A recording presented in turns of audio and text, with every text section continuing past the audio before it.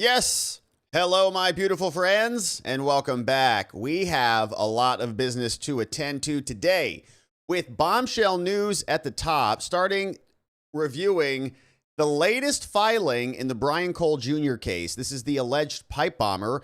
And during the pendency of this case, there's been a lot of speculation that another woman was actually behind it. As we know, her name is CIA asset called Shaunie Kerkhoff, who back on January 6th was a Capitol Hill police officer, allegedly popping people in the mouth from up on high over at the Capitol building, defending against the Fedsurrection. Now, she sat down for a polygraph, and the CIA and the FBI are not going to be happy with the results. So we've got the documents, we've got the subpoena that has now gone out for further evidence from the Brian Cole Jr. defense team. We'll put it all together, along with taking a look at the Blaze article, which doubles down on the gait analysis. That is all coming up. Then we'll turn our attention to the Birthright Supreme Court oral arguments, which took place today. And it's going to be a close one, man. We listened to some of it this morning on the members only stream. I've got a bunch of clips from all of the justices here, except a couple of the libs, and we'll see what they had to say about it. We've got some analysis on this from Eric Schmidt and from Jonathan Turley and from others who listened in and are now opining, trying to predict what the final outcome will be.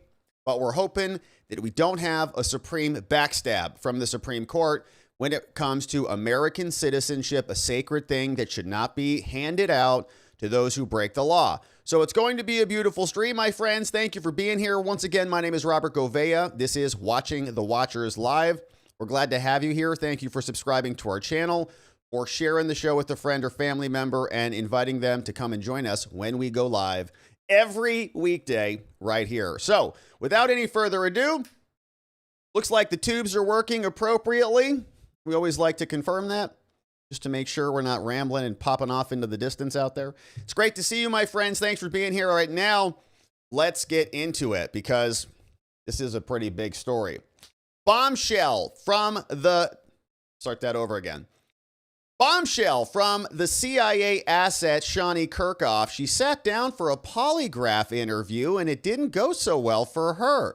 We know this is the woman seen here in two photographs, one in her Capitol Hill police uniform when she was there on January 6th during the Fedsurrection, and the other, of course, when she was armed up there, ready to defend the Capitol against, I guess, other federal agents. Now she's gone over to the CIA, and people have questions about that, including Brian Cole Jr.'s defense team. You see, this is Brian Cole Jr. from a traffic stop, and people are doing a lot of analysis. Is this the guy who dropped the pipe bomb? Of course, the FBI has charged him with dropping the pipe bomb, but there are a lot of questions about this. The Blaze has done a gait analysis, comparing and contrasting the lengths of the arms, the legs, the shoulder positions, and coming to their conclusion that it is not the same person. He is not the pipe bomber. And now some more damning news for those who say that he is. We'll take a look at the case specifically. It's United States versus Cole, coming out of the District of Columbia in front of Judge Amir Ali, the Canadian-born judge who became a judge like not long ago. And what happened here is the Brian Cole Jr. defense team submitted a new motion. A motion for the early return of subpoenas. They say, get those subpoenas back to us because we need this evidence right now. It's that damning for their case. And let's take a look at it, jump right in. You can see here's what hit the docket today, fresh out of the oven, and it's not an April Fool's joke. They say the defendant, Brian Cole, the man that we just saw who's been accused of this crime, now is filing under the rules of criminal procedure to accelerate these subpoenas. They need this evidence right now to show that maybe the CIA, maybe the FBI or the Capitol Hill Police were engineering the J6 Fedsurrection. They wanted those pipe bombs to be planted so that they could have a diversion to, pull people away from the Capitol to leave it unsecured so that it could be ransacked, mostly by, I would say, other federal agents. Homeland Security was there. We know Kash Patel came out in a video clip and said that there were 250 FBI agents that were there. And I don't recall, we watched a lot of footage here, I don't recall a lot of FBI agents in their FBI placards or having any FBI badges being waved about. saying, "Oh, I'm with the FBI. Don't go into the building." Didn't see any of that. In fact, they mostly were dressed in plain clothes, or I would argue, even in Trump gear, to increase the size of the numbers. Now, here's what the background says. Shaunie Kerkhoff, this woman seen here, Capitol Hill uniform, and on January 6th, the very day, they say she was named as a person of interest in the J5, J6, 2021 pipe bomb investigation. Ms. Kerkhoff was a U.S. Capitol police officer back then on January 6th and was present at the Capitol on that very date. Now, Ms. Kerkhoff works for the CIA. Pretty amazing.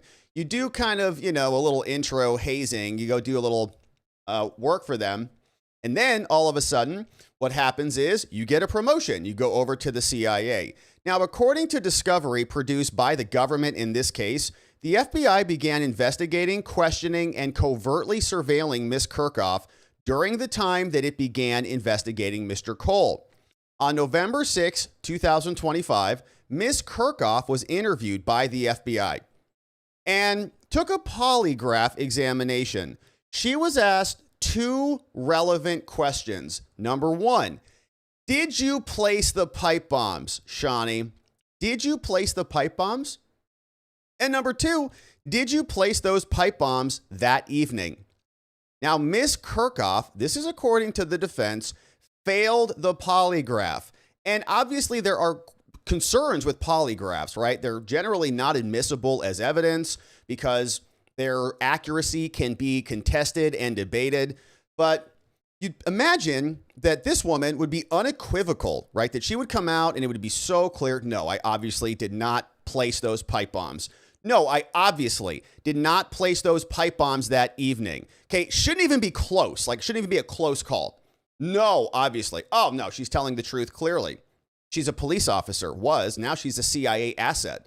The FBI polygraph examiner noted Kerkhoff's, quote, very controlled reaction to the news of her failing the polygraph and seemingly had rehearsed responses to the examiner's questions. That's from the FBI interrogator. They're quoting that person. They're not having their expert come up with their own opinion about what the report says. That came from the feds. So why is she rehearsing these responses? And of course, if the examiner says, oh, I think you failed that one, she goes, I did. I'm nervous. No, what are you talking about? No, I didn't fail it. And gets into a tizzy. No, just stay nice and even keel. Good CIA training. So on November 7, 2025, 5 days before the FBI opened a file on Mr. Cole, the FBI named Ms. Kerkhoff as a person of interest in the pipe bomb investigation and opened a file on her. The government immediately issued subpoenas and preservation requests for numerous electronic accounts associated with Shaunie.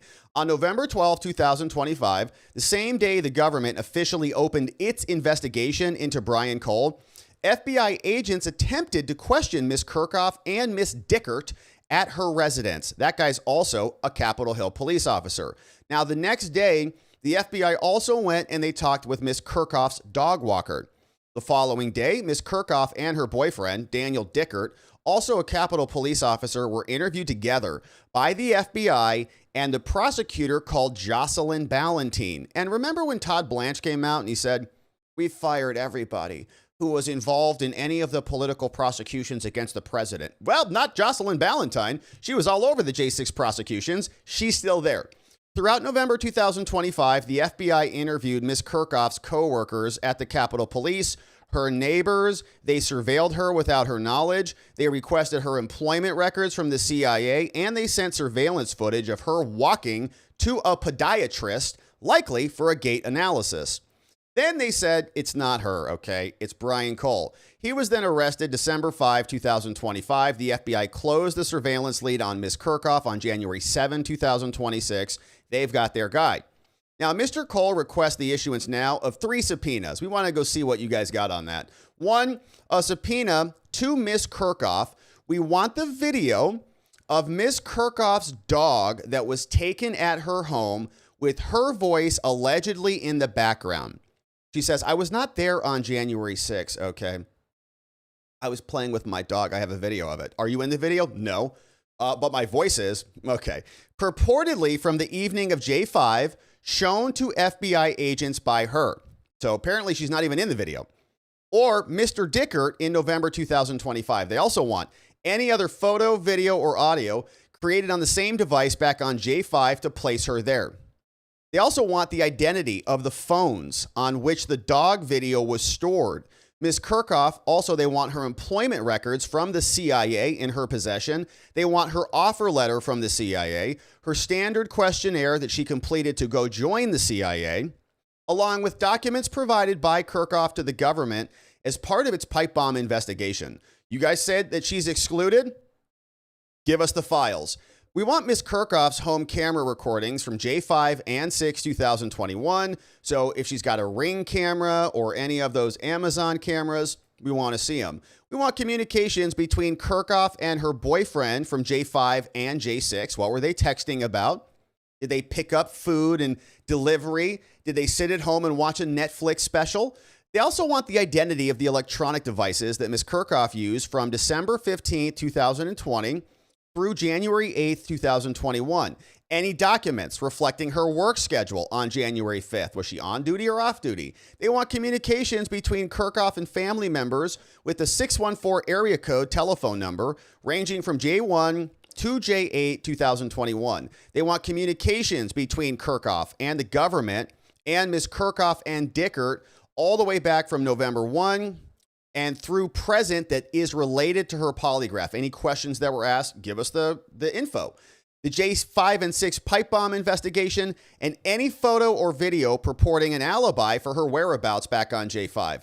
Also, documents and communications about services used to wipe publicly information that was available online about Ms. Kerkhoff, and the phone number and carrier for any device that Kerkhoff used on J5 and J6 provided by her employer, which is a lot. This is going over to a judge who is a problem. Now, a subpoena to Daniel Dickert also they want issued. She's the boyfriend. He's the boyfriend of Shaunie. He's also a Capitol Hill police officer, so maybe this was a little love conspiracy. For the video that apparently somebody took of the dog taken at his home with her voice that's allegedly in the background, purportedly back from the evening of J5 2021, shown to FBI agents by him or Ms. Kerkhoff in November 25, and any other photo, video, audio created on the same device back on J5.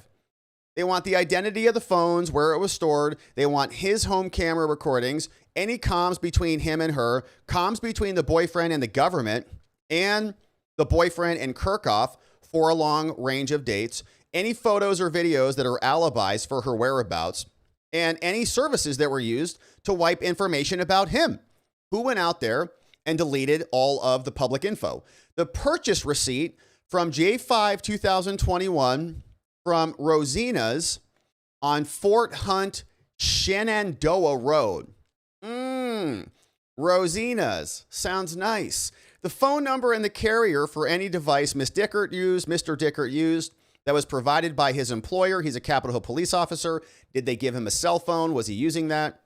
Where was that located? Can we backtrace the data for that cell phone and ping it and pin it somewhere? They also want a subpoena to Dr. Michael Nierenberg, DPM. They want docs and comms about any foot gait analysis that was performed of Ms. Kerkhoff, and we're going to look at the Blazes analysis in a minute, and documents and communications concerning any other foot gait analysis performed or related to this investigation, period. So, how can they get this material? Well, the defense says we've got the federal rules of criminal procedure, and we are allowed to get the early return of document subpoenas if needed. The court may direct the witness to give these things before the trial starts. Now, to grant this, the judge only needs to find the following: that the documents are evidentiary in nature, that they're relevant, that they are not otherwise reasonably procurable before trial through due diligence. In other words, the defense can't go get it on their own. They're her files. The party cannot properly prepare for trial without advanced production of these things, and failure to obtain these documents may unreasonably delay the trial. All of this, of course, they say is being made in good faith and is not a general fishing expedition since, we just learned that she failed the polygraph. So first, here's why we need these things. One, the requested documents, that whole litany of things we just read through, they are evidentiary, okay? The whole question at issue in this case is whether Brian Cole constructed and placed the pipe bombs outside the DNC and the RNC. The FBI identified Ms. Kerkhoff as a person of interest in its investigation. At the same time, it was investigating Brian Cole. Now they're like, we have a CIA agent who may have done it, or we're going to go get this autistic kid. So the government questioned Ms. Kerkhoff, her boyfriend, others who knew her. They issued subpoenas and preservation requests. They polygraphed her on whether she placed the bombs. Again, they say, which she failed, and surveilled her without her knowledge. Now, Mr. Cole maintains his innocence. He preserves the right to present this at trial, that she's the bomber, not him. The requested documents, which include her purported alibi on the evening of J5, her Capitol Police, her CIA employment history, and it's very convenient. Like that fact alone, Capitol Police officer, boom, right after J6, promoted to the CIA. Incredible. Her communications and locations on J5, Dickert's purported alibi, the boyfriend, the Rosina's receipt, the footgate analysis performed by another doctor, and any other FBI persons of interest are all evidentiary. They're all relevant to Cole's innocence in this case. And without this evidence, he can't properly prepare a defense and determine who actually placed the pipe bombs. His defense is going to be, it was her, not me. And this is generally a good thing to have in a criminal defense case. The jury wants an alternative explanation. They don't want to hear that, well, I didn't do it. Well, who did it? I don't know. Okay, well, all the evidence that we have seems to point to you, and you haven't given us an alternative theory. And it's not often that you have somebody else who had means, motive, and opportunity to do it that you can just say, it was that person. Now, second, these documents are otherwise not procurable. We can't get them. The only way to get them is from Kerkhoff and from Dickert through a court-ordered subpoena. And the only way to get the foot analysis from the Dr. Nierenberg and his podiatry clinic is through a subpoena. Cole has been unable to locate any of the documents, and he can't get them otherwise. So we need you to give us the subpoena here, Judge. And third, we need it for trial. Without these documents, Cole cannot effectively evaluate or even prepare a defense. He says he's not guilty because she did it. Once Cole receives the documents he received, he will need time to review them and prepare his trial and defense accordingly. Once he has reviewed the responsive documents, Cole will likely need to issue subpoenas to additional people. He'll also likely need to retain a podiatrist expert to interpret the foot gait analysis that Dr. Nierenberg did at the direction of the government. And finally, this is in good faith, okay? This is not a fishing expedition. The subpoenas are carefully tailored by recipient, by category, and by time frame. They're informed by discovery that Cole got from the government. So the DOJ gave him this info. He says, oh, perfect. We need to go get more. The requests for these comms between Shaunie and boyfriend are narrowly tailored in time frame. We're not trying to get their personal communications about their sexting or whatever, unrelated to this case and their alibi. Now, if necessary, Mr. Cole will work in good faith with the subpoena recipients and their lawyers to further narrow his request. And so for these reasons, we ask that you execute the attached subpoenas, direct the CIA agent and now Mr. Dickert and the doctor to produce these responsive documents. Undersigned counsel conferred with counsel for the government. They are opposed to this motion, of course, and the issuance of the 3 subpoenas because Jocelyn Ballantyne, who prosecuted other J6ers, is still around. Now, Mr. Cole requests that the court issue the attached subpoenas and give them to us approved by April 24th, signed by Brian Cole's defense team, called Alex Little and Mario B. Williams, on behalf of Brian Cole Jr. And here's what the actual subpoenas look like. So they drafted these. They sent these off to the judge. The judge needs to sign this right here. Judge Amir Ali, born in Canada, who now comes in and says you have to pay billions of dollars to USAID. So we kind of know who he's willing to fund. USAID money, a lot of that goes to CIA cutouts. The same judge who said that Trump can't cancel those funds over and over and over until he ultimately won on that, now is going to be handling this case. So a little interesting connection on that one. So the judge got all this. Here's what they're actually demanding. Saying, all right, Shaunie, we're going to send this over to you. Here are the instructions. We want all documents in electronic form in their entirety. Anything about the dates the doc was created, modified. We want PDF images of everything. And We want, even if you don't have them physically, we'll take the hard copy printouts. No problem at all. And for all documents or things that are responsive, identify each things that were in your control. If you're withholding anything, let me know. Why are you withholding it? Is it privileged? Is it some other protection?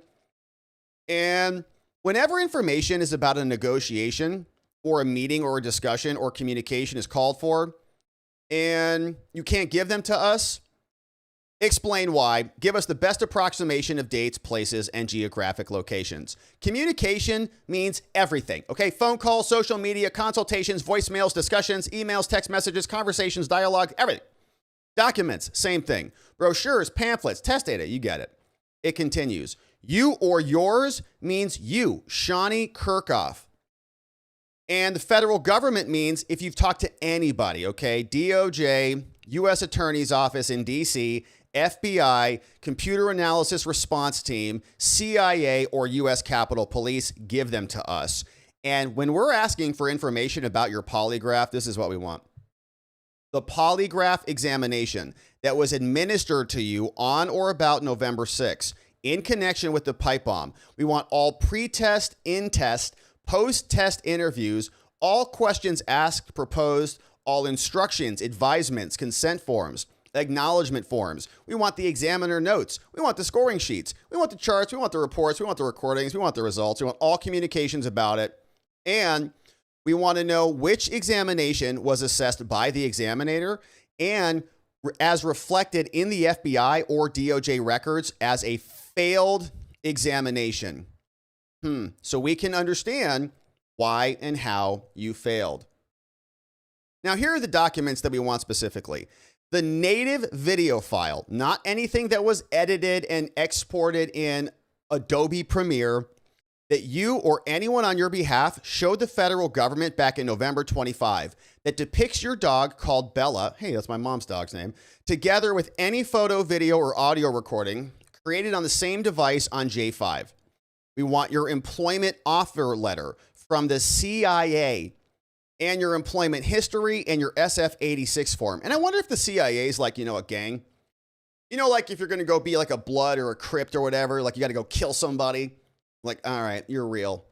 You're serious. You can join our gang. So come join us. Is that how it works with the CIA? Oh, yeah, perfect. You were involved in the greatest hoax in modern American history. One of them, maybe not the greatest, but pretty damn close. And now you're one of us.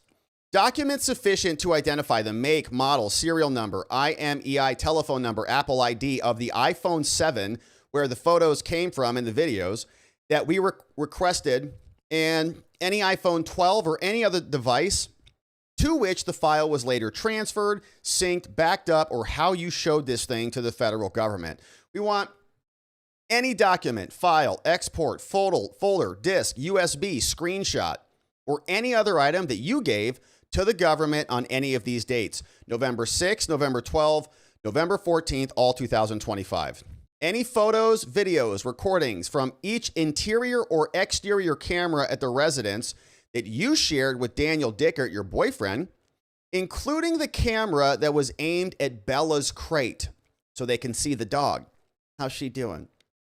The front door camera and any exterior camera for the period of J5 through J6. And if she's coming and going on that date, she leaves the house, comes on back. Does the front door capture that?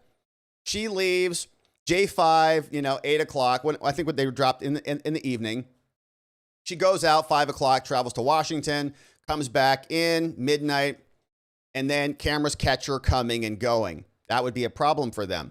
The communications between you and your boyfriend from J5 and J6, any documents sufficient to identify your mobile phone, SIM number, telephone, Apple ID account, and your Apple Watch that will hopefully be tracking your location. Documents reflecting your work schedule, duty status, shift assignment, overtime, any other schedules from J5, payroll, time records, and more. Now, documents sufficient to identify each 614 area code number used by you, assigned to you, identified by you to the federal government as belonging to a family member during the period of J1 to J8, along with all communications there. The communications between you and the federal government, you and your boyfriend, all of it concerning the polygraph, okay? Did you text your boyfriend and say, I failed the polygraph. I'm going to jail. He says, no, baby, it's going to be okay. I'll vouch for you. I promise. I love you. We're going to get through this. We will stop him. Just like the other FBI agent who was texting his lover, Lisa Page, Peter Strzok and Lisa Page. No, we will stop him. We want those text messages, okay? The J5 pipe bomb investigation, the photos and videos referenced in request 1 and any asserted alibi video that you got, give them to us. All documents and comms and more concerning Optory or any other service that you or anyone on your behalf, so this is a company called Optory, did you pay them? How much did you pay them to remove, suppress, or alter public-facing identifying information about you from J1 2020 through December 31, 2021? And remember, that's interesting because Shaunie Kerkhoff is a soccer player. And there's a bunch of photos of her playing soccer. And here's one example of that. You can see there's photos all over the place. Look at this. So they didn't do a great job. Temple Athletics. And all these photos, what you do is you just shove them into one of these gait analysis systems and you say, oh, that's interesting. So the length of the space between the kneecap and the hip joint, or the kneecap and the ankle joint, the size of the shoes, how big were the feet? You can see the person's foot walking across the bricks where they're about to drop the pipe bombs. You go and you measure the length of the bricks. You say, wow, that kind of is interesting. Because they say Brian Cole's foot is this size, and that size doesn't really match the bricks on the ground that she's walking on. So you measure the shoulder to the elbow. Hip bone connects to the knee bone connects to the ankle bone, and you just measure the distance between them all. So she hires a company. She's like, will you please delete all this crap? I'm in big trouble if everybody can go pull these records, and then guys over at the Blaze can connect the dots. Not good for them. So it continues. Why did you hire a company to go cover up all of your online media? Also, please identify the phone number for any device that you used on J5, J6 provided to you by your employer. Identify the phone networks of the service as well. And we'll be looking forward to all of that data. So that hopefully gets signed off on by the judge. I'm not sure he's going to grant it because, as we know, this is Judge Amir Ali. Amir Ali is a judge who was born in Canada and has been a thorn in the side of the president for a very long time. He became a U.S. citizen years ago, barely, and then assumed office 2024 thanks to Joe Biden. He's in the same building as Beryl Howell, preceded by her, who is an anti-Trump lunatic, who was meeting with Jack Smith's team, who was encouraging Jack Smith's team through ex parte communications to present an omnibus motion without talking to the defendants at all, saying, here's the strategy to overcome attorney-client privilege and to beat executive privilege. Same judge, of course, who is responsible for shredding Trump's constitutional rights so that she could go investigate any of his deputies. He's in the same building, went to Harvard Law School, and after graduating, he was a professor at Harvard, great, and argued in front of the Supreme Court and did a bunch of other things. Now, as a judge, he was the guy who kept repeatedly issuing TROs. Remember this? The temporary restraining orders. Trump issued an executive order that said, we're defunding USAID, okay? We're defunding the department via the U.S. Department of State. USAID money, talked to Mike Benz about that, went to go fund a bunch of CIA cutouts. So Trump cuts off the CIA via USAID and all of the foreign grift, billions of dollars. This guy came in and said, no, you can't do that because people are going to die. And you have to pay billions of dollars, America, for all of these grifting hacks. And that's the judge that we're dealing with. So now he's going to have to rule and grant a subpoena to a CIA asset called Shaunie Kerkhoff. I don't think so. I don't think that's really going to happen. And when did he become a citizen? Let's see if it's here.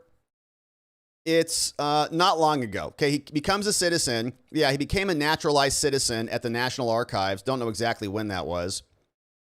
And see if he, no, okay, not found from Wikipedia. But not long ago, right? He comes in, foreigner, just like another foreigner from the Biden people. Anybody We can't find any natural-born American citizens that Joe Biden thought was qualified to be judges, so they just brought in all these foreign-born judges, and then the foreign-born judges came in and they said, I'm the president now. I'm running the entire country, and your executive orders are crap. And so that's who we're dealing with. So we're going to ask him to sign this to go after a CIA agent, even though he's the same judge who did his damnedest to continue to fund all the CIA cutouts. So we'll see what ultimately happens on that. But it should be granted since she can't even pass a basic polygraph examination twice is what it sounds like. 2 different questions. She failed, and her alibi, a little video with her voice in it. Come on.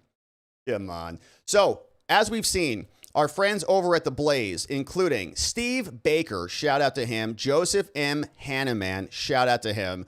They published this not long ago, just about a week ago, and they did another analysis on this. And remember Brian Cole Jr., we've seen him walk around, and we saw the body camera that was assembled, a little bit of a snippet of it here, from his accident. The Scripps News Agency got this. They're broadcasting this out of Denver. And here's what Brian Cole Jr. looked like when he was walking around. Is everyone okay? Anyone hurt? Okay, officer. Everyone's all good? Police responding to a Virginia traffic accident in 2024 captured these images of Brian J. Cole Jr. more than a year before federal authorities took him into custody and accused him of planting pipe bombs near Democratic and Republican headquarters. And you remember that video that we saw here on the J6 case right here?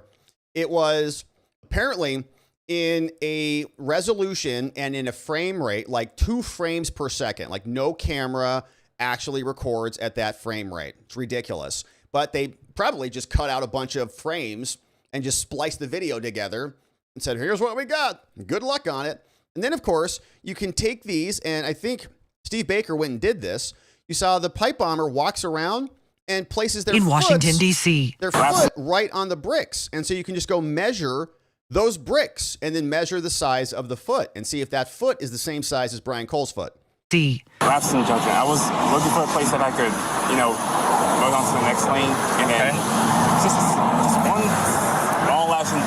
small lapse in focus, and I just crashed behind him. Cole was driving the blue Nissan Sentra when he rear-ended the truck in front of him. If you would have left some space, you wouldn't have rear-ended the vehicle. Does that make sense? Okay? Yeah. A police officer wrote him a ticket that day for following too closely behind the other vehicle. I see that you do have a good driving record. You have 4+ points, which is good. You ever gotten a crash before? Yeah. You have? Yeah, I've been through this process before. The consequences of this non-criminal offense are minor compared to the federal charges Cole is now facing. Court records show. Yeah, so they went and got him because they didn't want to have that CIA agent investigated anymore. And they're like, oh, well, we found some wires and some interesting materials like batteries and other things in the back of his car. And so he's now the pipe bomber. Now we see the Blaze is connecting the dots on this, and take a look at this foot analysis that we'll dive into here. They say Brian Cole Jr.'s physical presence, his posture, and his mannerisms don't actually match the pipe bomber. Video analysis shows stark physical differences between Cole and the FBI's original unknown subject, may or may not be Shaunie Kerkhoff. Despite his reported confession to placing explosive devices, his physical dimensions, his gait, his posture, and his mannerisms just don't match. The hoodie-clad bomb suspect who was swinging her hips around as she's turning the corner there back on January 5th. Looks like a woman. We've all seen it. Looks like she's swinging her hips around, kind of looks like a lower center of gravity than a man who carries more weight up in his shoulders. Now, a full analysis of the hoodie-wearing suspect has been complicated by poor video quality and manipulated video frame rate, black and white images, and a cropping of some of the original footage. Why would they do that? A careful viewing of the substandard video, however, still reveals clues about the fact that Cole is not the bomber. So they analyzed the video and evidence that was culled from independent investigations, and there are major differences. Cole, 31, not going to be back in the Washington, D.C. U.S. District Court until April 21. There's going to be a status conference there, and he's been behind bars this entire time. And you may remember, we were at his last hearing. We got to see his family. We got to see him walking around, and I just don't think he moves the same way as the pipe bomber. You can just kind of see how a person walks. Now, he was in shackles and he was, handcuffed front, on top and on bottom. So, it's also, you could say, well, he's not really walking around. He's kind of, stumbling around. But he's been behind bars. Now what we see is more evidence. The FBI says after 2 hours of denying involvement, this guy has like level 1 autism. He then suddenly gave a detailed confession back on December 4th. So they were just hammering this guy. 2 hours, he breaks. His defense team, however, retorted in an appeals court filing that he contests each of the government's factual claims. Now, the suspect went through some length of effort to conceal the identity. The pipe bomber put on a COVID-style face mask and a ball cap, but tools like forensic podiatry and gait analysis can give us some details. And one of the more glaring conflicts, the Blaze says, is an eyewitness who described the hoodie suspect as being a white male. Cole is black. At a January hearing on the U.S. House Select Subcommittee, Barry Loudermilk, the new committee, said that information received from the FBI leaves a bunch of questions unanswered. He says, there are still critical details about this case that must be understood, said Barry Loudermilk. The FBI operational updates note 2 eyewitnesses who described the gray hoodie suspect as a white male. Did that influence the investigation? Now, Blaze News examined the charges against Cole to see if his arrest and prosecution fit. There's a bunch of conflicts. They published several updates on that. But among the most telling clues of the Cole's defense team was the disclosure by his attorneys that he is afflicted with autism spectrum disorder and OCD. Each condition manifests itself in ways that can aid in identifying video. Okay, you may have seen this and observed this firsthand, but someone with autism kind of moves differently than someone without. And he wiped his cell phone more than 940 times over a 3-year period, and they said that is evidence that he's covering up a crime. Not to mention, though, Shaunie Kerkhoff apparently hired a company to scrub her record clean. Motion-based intelligence becomes especially useful in cases like this, where a suspect tries to disguise their appearance by wearing oversized clothing, covering the face with a scarf, gaiter, or mask, or wearing a baseball cap or other type of head covering like a sweatshirt hood. This guy is called Gurgley Hanskar. He's a London-based expert in gait analysis. He says the human body betrays itself. And we all saw this, okay, in the True Lies film with Arnold Schwarzenegger. He's walking into the building. They do a gait analysis. They x-ray his body. They say, oh, it's you, Arnold. Welcome. He wrote about it in a Substack column. Before a single word is spoken, bodies have already decided what they want. The dilation of the pupil, the micro adjustment of the posture, the involuntary synchrony of breaths are signals that no sensitivity training can rewrite. Here is a compare and contrast. So that's Brian Cole Jr., and his feet, as you see here, are facing out while walking. And you can connect the dots here. You can kind of see the shoulder position relative to his sternum. And then you compare that over here. The bomb suspect has inward-facing feet that cross over. So walking like this, versus walking like this. That cross over. Now open and outward foot angles are right here. Head, body, lean left. Arms are close to the body. Torso leans forward. His rear end protrudes right here like this. And the feet appear disproportionately large relative to his body. His gait leans forward and protrudes at the rear. Now, on the other hand, the pipe bomb suspect, the inward foot angle means they're more, I think they call that duck-footed. Steps cross over, arms swing freely, straight trunk, square shoulders, height 5'7", and the feet are much more proportional to the height of the suspect. Now, we're uncomfortable with movement-based intelligence, probably because it exposes the primal reality of our hierarchies. The body does not care about political correctness. It tells the truth, and your lawyer would advise you to bury. Now, Cole's comportment and physical presence differ in many ways from the hoodie suspect, from eyesight to manner of walking. Cole does exhibit traits and mannerisms, however, that are consistent with those identified in research as common with people with autism. A defense expert to the case provided an affidavit to the court saying, yeah, he's got autism and OCD. And according to the APA, the Psychiatric Association, it's a real thing. There are abnormalities found in autistic kids and people that are not found in others. And there's a bunch of video of the hoodie suspect on the security cameras for comparison. Police video of Cole at the scene of a 2024 traffic accident provides valuable info. There was a 48-minute body cam video showing Cole interacting with a police officer. The video shows Cole walks with an outward foot angle, a stance sometimes referred to as a duck walk, right? Outward is duck, not inward. The outward angle of his feet was also evident when he was standing and not in motion. An outward foot angle was not seen in the hoodie suspect that was captured with the mass bomber. A relative of the family told Blaze News that Cole has long had the outward foot angle. Based on more than 20 minutes of video showing the hoodie suspect, the individual in the hoodie tends to have more of an inward foot angle, often referred to as being pigeon-toed. Okay, so that's the word. Pigeon-toed like this versus ducked when you're out. At several points during the walk around the Capitol on J5, the feet of the hoodie suspect cross over each other when their stride is minimal. This is sometimes called tightrope walking or line walking. The crossover of feet is especially noticeable in the most famous piece of video that they show here. She makes a right-hand turn toward the Capitol Hill Club, right around the corner from where we're living now. We should go check it out. The hoodie suspect walked with a consistent, definitive right leg drag seen across more than 20 minutes of video, and these are not the same as Cole's gait. So here's the side-by-side that was assembled for us via the Blaze. You can see they're both walking. Let's zoom in on this a little bit.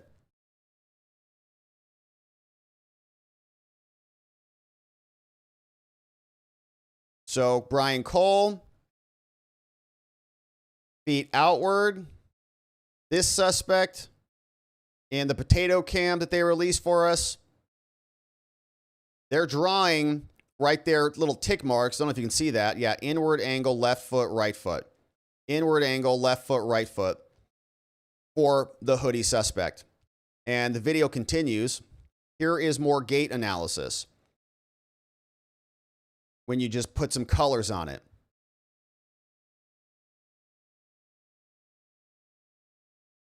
And it does look like there's some crossover on the other one. You see how those colors are blurring together. Whereas when he's walking, they're not. More video of Brian Cole walking. Police talking to him. There he is again. Feet angled outward. You see the two tick marks on the foot as he's walking away from the officer. Right there. And looks like those feet are ducked out, not pigeon-toed. Same thing happening here. Looks like step over step as they turn the corner. Left foot, right foot, cross. Left foot, right foot, cross. Interesting. So a 2024 study of older children and adolescents with autism found that they had greater step width and control than people with not having autism. Authors said the unusual gait patterns were seen because there's lower extremity weakness. More quotes from some other people. Cole appears to have a shorter stride than the hoodie suspect as well. The independent investigator online known as Artemis estimated that the hoodie suspect's stride, 2 conservative steps at 57 inches each. Video and video stills of Cole back during the accident show a fairly compact stride length compared to the hoodie suspect. Here's another video, courtesy of the Blaze. You can also see his torso and how he's leaning. There's Brian Cole, and that looks to me like an autistic kid walking. So, this is all anecdotal, but my brother has Down syndrome. And so we spent a lot of time with other kids with Down syndrome and other, autistic syndromes and other things. And there's kind of a commonality of that. There's kind of a walk that looks exactly like that. And do you see that in the pipe bomber situation? Let's see what they have. Cole showed a pronounced lean of his head and neck. The hoodie suspect does not show that posture. Cole walked with his torso leaning forward, kept his arms close to his body while walking, standing, and more. They also have the duck butt. Your butt kind of pops on out of there. They said that's common for autism. Children with autism tend to have less fluid and more effortful gaits. Now here's more. Foot size. Cole's shoes appear much larger than the Nike Air Max Speed Turf shoes worn by the hoodie suspect. In late December, Blaze News took measurements of the sidewalks and the gutter pan along the Virginia street where Cole's traffic accident occurred, and of the sidewalk trod by the hoodie suspect outside the DNC building on J5. Based on those measurements, Cole's feet could be large as a 12 and a half, substantially larger than those of the suspect. And you see the size of the foot there. Eyelet, 3/8 inches. Estimated shoe size, 13.3 inches, about a 12 and a half. Bunch of pictures of the guy's feet. And I would love it if the family would just send over a shoe. Cole has a long neck, as you see here, from the nose to the sternum, from the nose to the sternum. The hoodie suspect does not. From the nose to the sternum, from the nose to the sternum when they're standing outside. Hoodie suspect doesn't have it. And you can see the neck size right there, right? He does have a long neck. And it continues. It appears that Cole's feet are also disproportionately large for someone who is 5 feet, 5 inches, or 5'6". The hoodie suspect, however, appears proportionate to somebody who is actually 5'7". Two witnesses who observed Cole's gait over the span of at least a decade in his hometown said it's not the same guy. This guy called Sandy Sahu is a 7-Eleven owner there. He said, I see him walk down to the 7-Eleven 2 to 3 times per week. After the arrest, he said, I go, no way. The kid doesn't walk like that. He doesn't turn around and swing his hips like a woman. Cole has a goofy walk that does not resemble the pipe bomb suspect. There's no way, said the 7-Eleven owner. Every time he came in here, it was always the same thing, same routine. Always had his headphones on, always made the same order. He bought 2 Cokes and a pizza. Man, that's like the world's most perfect meal. A law enforcement source who lives in the same area as the Cole family said that he saw Cole on a regular basis and he walks awkwardly. We were super surprised to hear that he was a subject of the bomb. My immediate thought was, there's no way this guy had the ability to plan or prepare something like this. He's very robotic and socially awkward. My second thought was, seeing how he behaved around the neighborhood, how could he function in downtown DC? It's a mess driving around down here. I'm finding that out myself. I had no doubt he was the wrong guy, and a complete doubt the FBI even did a proper investigation. Now, he also can't see. Cole kept his phone about 6 to 8 inches away from his face. Can't see anything, indicating he's likely nearsighted. The hoodie suspect held the cell phone in the lap or her lap while sitting on the park bench behind the DNC building, 2 feet away from the eyes, which could indicate that Cole's eyesight is significantly different than the suspect in the hoodie. Here's more video of that. 1 second, I'll get you another tag. So look at him right there. Got his phone, reading it like this. Multiple times. Here. We're almost done. We're almost done. It's just... Here, the cell phone is right there in the lap. It's way further down. Curious. I need to give you your paperwork. Right now, I'm just waiting for his insurance. I mean, because I'm just waiting for it. 10-5-3-5. 1 second, I'll get you another tag. Standing by the tree. There he is again with the phone, super close. And look at this person down here. Okay, phone is in the lap, like the rest of us would look at our phone. And very interesting. We're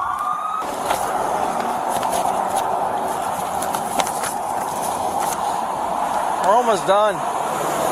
We're almost done. It's just, I need to give you your paperwork. Right now, I'm just waiting for his insurance. I mean, because right there, freeze frame, down on the knee. This person gets up, starts walking away. And again, they gave us the potato cam.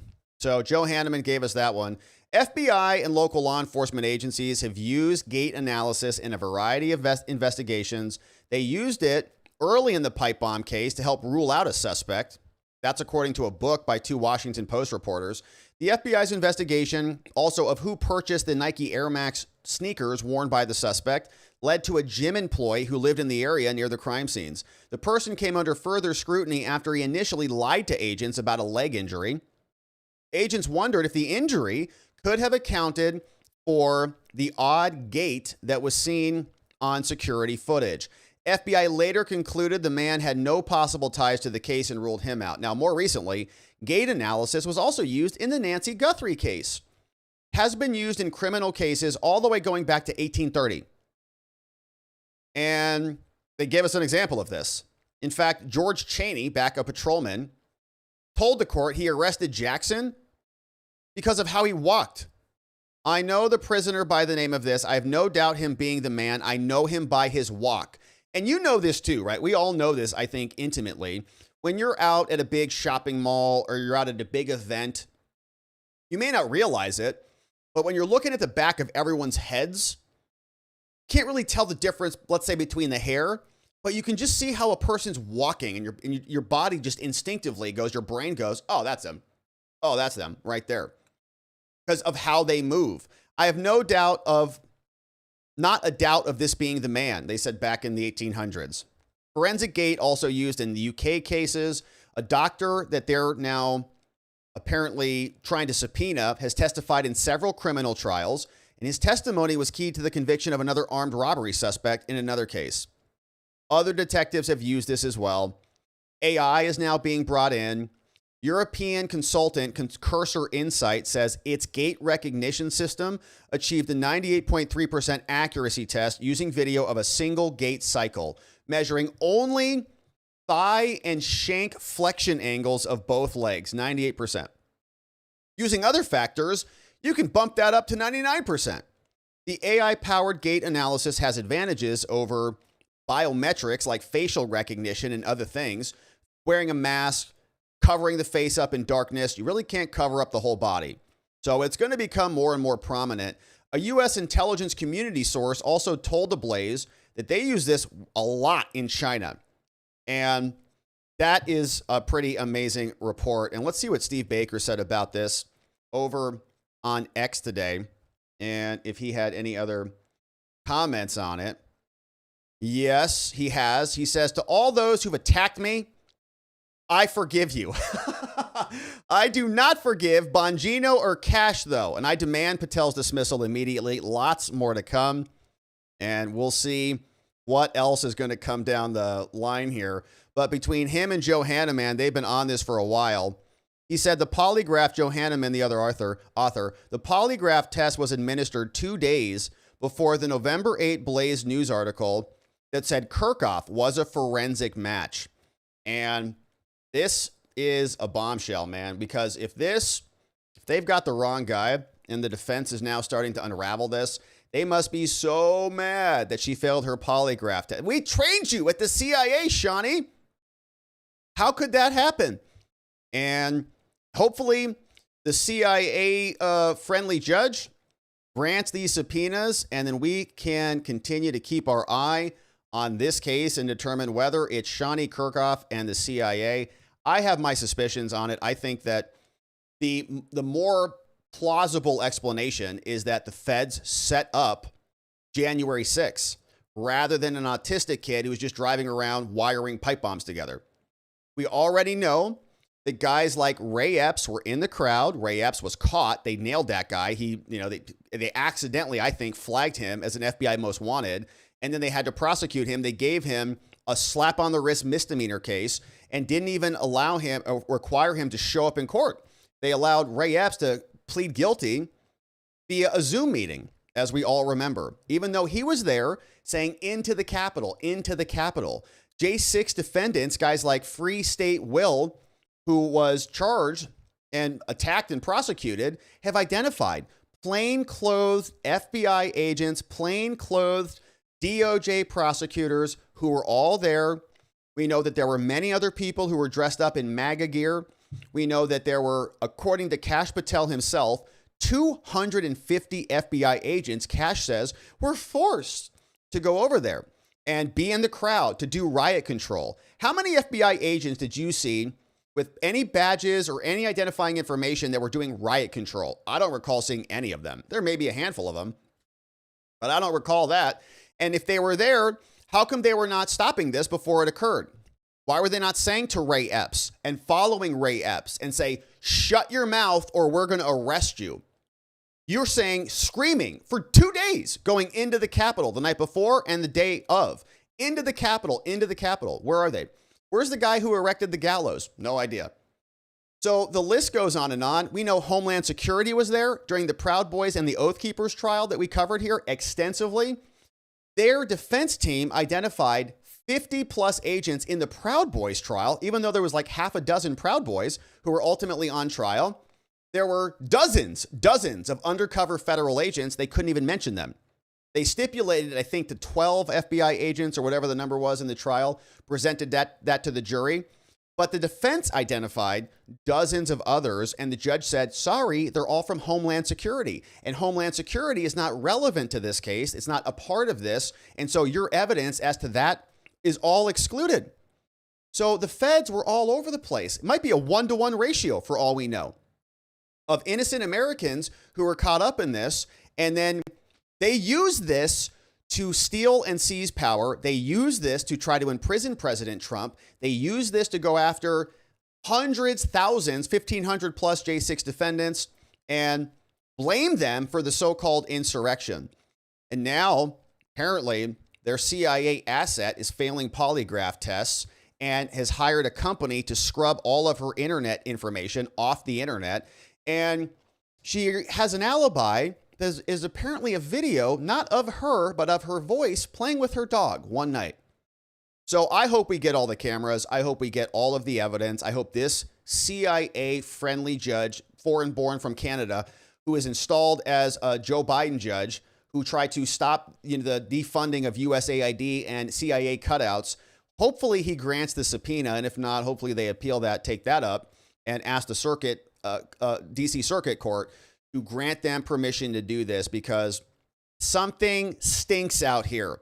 And the fact that she got a promotion for this, she got elevated from the Capitol Police to now being in the CIA, it stinks. And we want to get to the bottom of this, because we don't want an innocent man who had nothing to do with this to be blamed when it was actually the intelligence agencies who conducted the entire Fedsurrection and the Fed operation. So big shout outs. I'd encourage you to go give these guys a follow over on X. Their names are Steve Baker and John Hanneman, both named here. Let me show those names for you here. Joseph Hanneman and Steve Baker over on X. And we're going to continue to keep our eye on this one. See if anything else is dropped on the docket. Not yet. But we'll keep our eye on this one, my friends. Thank you for subscribing and joining as we do. All right. Wow. Very, very interesting. Very interesting on that one. All right. Now, let's talk about the Supreme Court birthright battle, because we had a doozy in the Supreme Court today. Lots of conversation about it. We'll talk about it. Birthright citizenship battle in the Supreme Court. Massive set of oral arguments taking place today, and a lot of reaction and fallout to this. Of course, the president made his way there and has had a couple of comments about this in the run-up to the argument. He said, birthright citizenship has to do with the babies of slaves, okay? Not Chinese billionaires who have 56 kids, all of whom become, in quotes, American citizens. One of the many great scams of our time, signed by President Donald J. Trump. Then he said this today, right after the oral arguments concluded.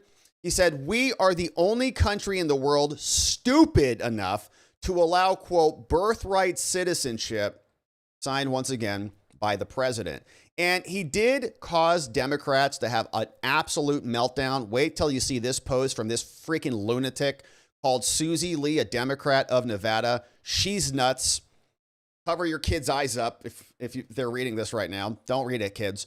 Here is what the president did. He said, I'm going over there. I'm allowed to go over there. The Supreme Court justices come over for my State of the Union. Now I am the person who signed the executive order, and I'm going to go observe the court proceedings. Meltdown all over the country. This is a separation of powers. This is bullying. We're all going to die. We're going to explain more about why he's allowed to do that. But They, of course, if Trump does anything, it's a meltdown. If Obama would have gone over there, they say, wow, this is historic. He's going to sit there and observe. Wow, this is such an example of the beautiful symbiotic relationship between the two branches, working together to observe, to make sure that justice is being done, blah, blah, blah. Nonsense. But here is what Trump did. He got in the car and made his way over from the White House to the Supreme Court today, causing lunatics from Nevada to freak out. President Trump about to leave the White House. He just got into the motorcade there, the Beast, and he will be going up, I think it's about a mile, maybe not even that much, up from 1600 Pennsylvania Avenue up to the Supreme Court. He will be the first president in history to sit and listen to an oral argument. This is about birthright citizenship. On day one of his second term, he signed an executive order that said, this is no more. And it's been going up through the courts, and now today the oral argument will be heard starting at 10 o'clock. This has never happened before. President Trump. Of course, because it's President Trump. And he was there, and here's what we got in a reaction. Bill Malugin caught this. He said in a now deleted post, Rep. Susie Lee, a Democrat of Nevada, said of President Trump going to the Supreme Court hearing this morning. In response, the AP said, breaking. Trump to attend Wednesday's Supreme Court hearing on birthright citizenship, making him the first sitting president to attend oral arguments at the nation's highest court. Susie Lee, lunatic psychopath from Nevada, says, so effing effed up. I'll pray they F him to his face. Sorry, I say F a lot these days. Okay, these people are nuts, man. What kind of a sane person would post that on the internet? Not many. And then that person is a representative in the government. Democrats love this because they've got potty mouths and their brains are rotted out. So this is the only thing, like once you devolve into a level of debauchery where you need more extreme things to actually, satisfy your lust, then they have to do this. Okay, it's like more F words than other words in the sentence. Lunatics. And it goes back to the thesis that they're all just like 12-year-olds. Lindsey Graham out there with his bubble toy walking around Disney. Susie Lee, like a high schooler who just learned the F word. So effing effed up. I'll pray they F him to his face. Psychopath. She might want to talk to a counselor like AOC did and get some ketamine treatment or something to calm her ass down. Sorry, I had to swear because, she kind of got us in the mood. So that is what she's posting. That's what the Democrats are posting. Meanwhile, let me share with you what Eric Schmidt, a senator who is not an insane person, had to say about this. He gave us a beautiful tweet thread that summarizes the set of arguments today that I think is worth digging into. He says, all right, there's 1 hour scheduled for the argument, but it's not going to be an hour. It's going to be a lot longer than that. So we had two people who were here today. John Sauer, you know him. Very impressive with his record at the Supreme Court. We also have Cecilia Wang, who is the National Legal Director of the ACLU. They call him the American Civil Liberties Union, which for some reason now is always now representing and fighting for non-Americans. So I don't know how that happened. But President Trump announced he is attending oral arguments today. And a little known fact that was pointed out for the F-word lunatic lady, pointed out by the, of course, civil rights attorney, Harmeet Dillon. She says the president literally has a designated seat inside the courtroom at the Supreme Court. Now, I don't know if Trump sat in this court chair, but he's got it. I think he sat actually in the public section, and he's allowed to do that. But here is what someone else shared for us, courtesy of the National Register of Historic Places, the inventory, and the nomination form. They say, all right, this is what we got over here at the National Park Service. Talking about what's there. They're inventorying what's in the buildings. So lots of things right here. We've got bronze doors. We've got various marble figures representing great lawgivers on the east front of the building. This is interesting. Moses, Confucius, Solon. We have various symbolic groups, means of enforcing the law, tempering justice with mercy, justice, the guardian of liberty, and more. We've also got a bunch of other statutes. Inside the building, you have the main corridor. It's known as the Great Hall. At each side, double rows of monolithic marble columns. and various busts of all the various lawgivers. We also, at the east end of the Great Hall, there are oak doors that open into the court chamber. And this is a massive, dignified room. 82 by 91 feet, 44-foot ceiling. 24 columns are old convent quarry sienna marble and more. The raised bench behind which the justices sit during the sessions. Other furniture all made of mahogany. Beautiful. At the left of the bench is the clerk of the court's desk. The clerk is responsible for the administration of the docket and other things. To the right is the desk of the marshal of the court. Marshal is the timekeeper of the court sessions, signaling the lawyer by amber and red lights to stop speaking. Now, the attorneys arguing the cases before the court occupy the tables in front of the bench. When it is their turn to argue, they address the bench from the lectern in the center. A bronze railing is there as well, dividing the public section from the lawyers. Representatives of the press are seated in red benches along the left side of the courtroom. The red benches on the right are reserved for guests of the justices. The black chairs in front of those benches are for officers of the court, visiting dignitaries, and include a special chair for the president of the United States. Wow, there's a chair. Although the president's attendance is rare and limited to important ceremonial blah, blah, blah. So there is literally a chair, a special chair for the president to sit in. That's in the inventory list. Take it up with the National Park Service if you have questions about it, but it's true. So tell that lunatic Nevada congresswoman to calm the F down, all right? She needs to relax and just read the document. So, of course, Trump made his way over there, and we got to see the motorcade where the president now left the White House and made his way over. Eric Schmidt, senator, who's a very distinguished lawyer. He just won the First Amendment case back on the COVID issue. We appreciate his analysis. He said, he opened strong. Solicitor General D. John Sauer. He says the original meaning, justices, of the 14th Amendment does not extend to temporary or illegal aliens. It says subject to the jurisdiction thereof. That phrase means something. And that means that somebody is acquiescing to the jurisdiction of the United States. They're not openly repudiating the jurisdiction and entering illegally. Judge Thomas came out. He says, how does the citizenship clause correct the Dred Scott decision? And he also asks how SCOTUS should understand the 14th Amendment and their reference to state residents. Does it apply to just federal citizenship status, or does it apply to state citizenship status as well?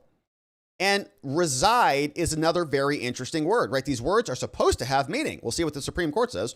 But subject to the jurisdiction thereof, they inserted that phrase as a standalone phrase. That's why it's got two comments.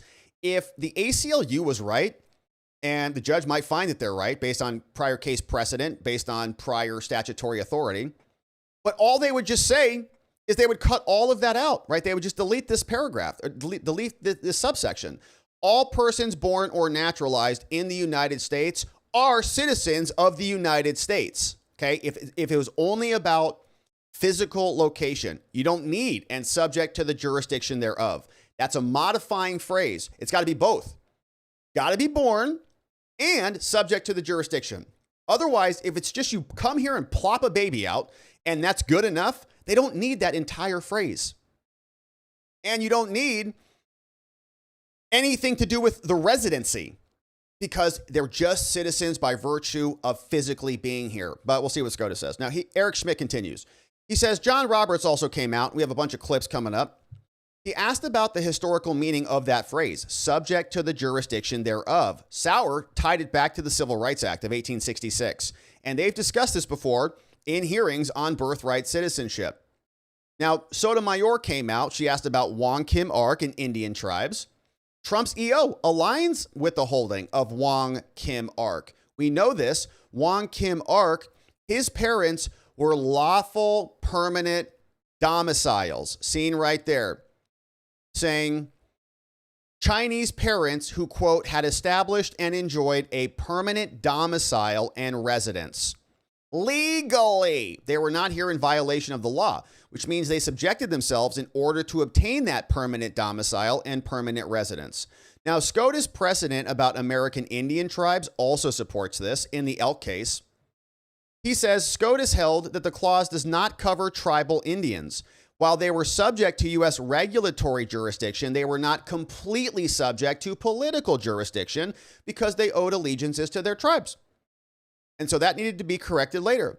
Kagan came out. She says, well, jurisdiction, subject to the jurisdiction, simply means regulatory jurisdiction. It's not that you are agreeing to follow the laws of the nation and you've come in legally following those laws. It just means even if you break the laws, and the U.S. can punish you for the breaking of those laws, then we have basically, think of it like criminal jurisdiction over you. You break in, you commit a crime, we punish you. So doesn't that mean that you have subjected yourself to the jurisdiction of the United States just by virtue of the fact that you came in here illegally? Sauer says, Judge, come on, that's ridiculous.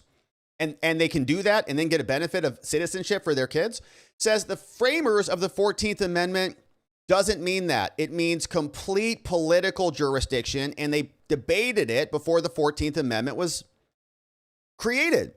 Gorsuch came out. He asked whether the court should look to the 1868 understanding of domicile or modern understandings. He says, well, it should be 1868. That's when the 14th Amendment was ratified. Amy Coney Barrett came out. She said, how would the government's theory of the case cover the children of slaves brought here illegally before the Civil War? And Eric Schmidt says, well, the 14th Amendment was meant to cover the children of freed slaves. So her question is whether the government's reading aligns with that purpose. Jackson came out. She was talking about domicile, asking whether tying the 14th Amendment to domicile would allow Congress to control who became a citizen, which is opposite of the 14th Amendment. Roberts asked about birth tourism. Have some of that coming up. Sauer points out that unlimited birthright citizenship has allowed the Chinese to exploit the 14th Amendment, and we might have 1 to 1.5 million, with an M, anchor babies, birthright citizenship babies who came here to birth tourists. Peter Schweitzer mentioned that too. Said this is a serious national security issue. He wrote a whole book about it. Thomas asked about the holding of Wong Kim Ark, which the parents were lawful permanent domiciles. He says Sauer reiterates the holding. It depended on the fact that the parents were legally domiciled in the U.S. when the kid was born. Alito talks about the practical effects. He says, Sauer, that nearly every other developed nation does not have pure birthright citizenship. Most developed Western nations, right, don't have it, almost all of them. So we now know the effects will not lead to humanitarian issues. Well, what happens if we do this? All these kids are going to be... It's going to be just like Europe, I guess. So Sotomayor went back to Wong Kim Ark, and Sauer said, no, we're not asking you to overturn Wong Kim Ark. Wong Kim Ark plainly says lawful domicile parents. That's good enough. Kagan said unlimited birthright citizenship, though, has been conventional wisdom. So, we've been doing this for a long time. So what? Historical understanding was not for unlimited birthright citizenship. Just because it's been being applied that way doesn't mean it's actually accurate. That understanding didn't show up until FDR. Gorsuch went back to Wong Kim Ark. Sauer, again, says that case only held that there was birthright citizenship for domiciled immigrants. Domicile meaning lawfully. Gorsuch also asked about the INA, Immigration and Nationality Act. Did that statute incorporate a different meaning than the 14th? No, it's the same, Judge Gorsuch. Don't get it twisted. Kavanaugh asks about the different language between the 14th Amendment and the Civil Rights Act. SCOTUS precedent, says Sauer, and the congressional debates at the time make clear the 14th Amendment used the same meaning, slightly different language in order to clear up any ambiguity. Kavanaugh went back again to the INA. He says, does that create unlimited birthright citizenship? So if the 14th Amendment doesn't do it, did the INA then expand that? No, the structure of the statute suggests that Congress was incorporating the constitutional meaning and then extending citizenship to certain additional groups. So then he says, well, why haven't you asked us to overrule Wong Kim Ark? He says because it's a good rule. Domicile is a necessary condition to birthright citizenship, and they came legally. So then Barrett came out. He says, well, isn't this different than how the English did it? There's jus soli versus jus sanguinis by place of like geography and by blood. So if you're geographically born in a location and that's enough, that's jus soli. If it's by following the parentage or the blood of your father or mother, that's jus sanguinis. Sanguinis connecting to blood. And it's not the European rule of citizenship, she says. So are we doing something different than our English forebearers? He says, well, we think it's there. They stated that they were roaring from British practice and European practice. That, in other words, we added subject to the jurisdiction thereof to break away from that. Barrett says, well, how do we adjudicate this? We know from other areas of the law, it can be difficult to determine domicile. He says, oh, it's very simple. What we do is we go to the Social Security Administration and they just, they'll validate it that mom or dad is a citizen and then issue a Social Security number based on their databases. Jackson came out. She says, well, there were congressional debates that said that this was not how it's supposed to go back during the ratification of the 14th. Sauer explains, no, actually, your arguments never made it into the final statute, never made it into the amendment. Yeah, they said those things, and then they added in subject to the jurisdiction thereof. Jackson said, well, isn't this about the child and not the parent's domicile? He says, come on, Ketanji. At the time of the 14th, it was well understood that parent status controlled. The exceptions to birthright citizenship that they recognize also depend on the parents, so it's not incongruent. Jackson also says, well, Wong Kim Ark actually says that birthright citizenship is independent of domicile. She went in, Wong Kim Ark is a big, massive case with a bunch of dicta in there. He says that was not part of the holding. The holding, the final ruling, was key. Well, how would we determine if a newborn is actually a citizen? Well, because we would know the parent status. That's easily verifiable. We have all of the rules already articulated in the Social Security Administration. Not even complicated, Ketanji, so just chill out. Then the ACLU lawyer comes up and starts to argue on behalf of illegal aliens while calling themselves a representative of the American Civil Liberties Union. Her name is Cecilia Wang. Great.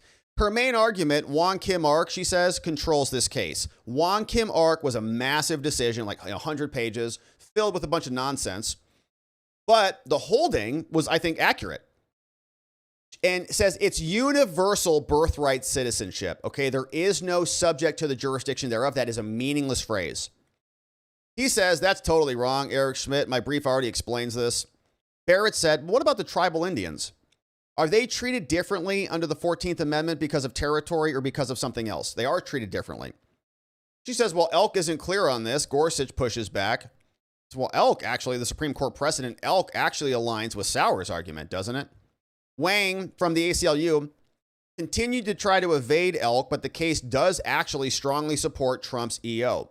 In Elk, the Supreme Court said 14th Amendment does not cover tribal Indians. They are not completely subject to political jurisdiction of the United States. They're subject to the political affiliations of their tribes. Alito came out, raising an important point.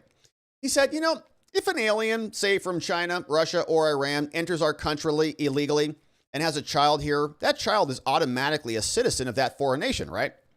And can even be conscripted into that foreign nation's military and required to fight for that nation, right?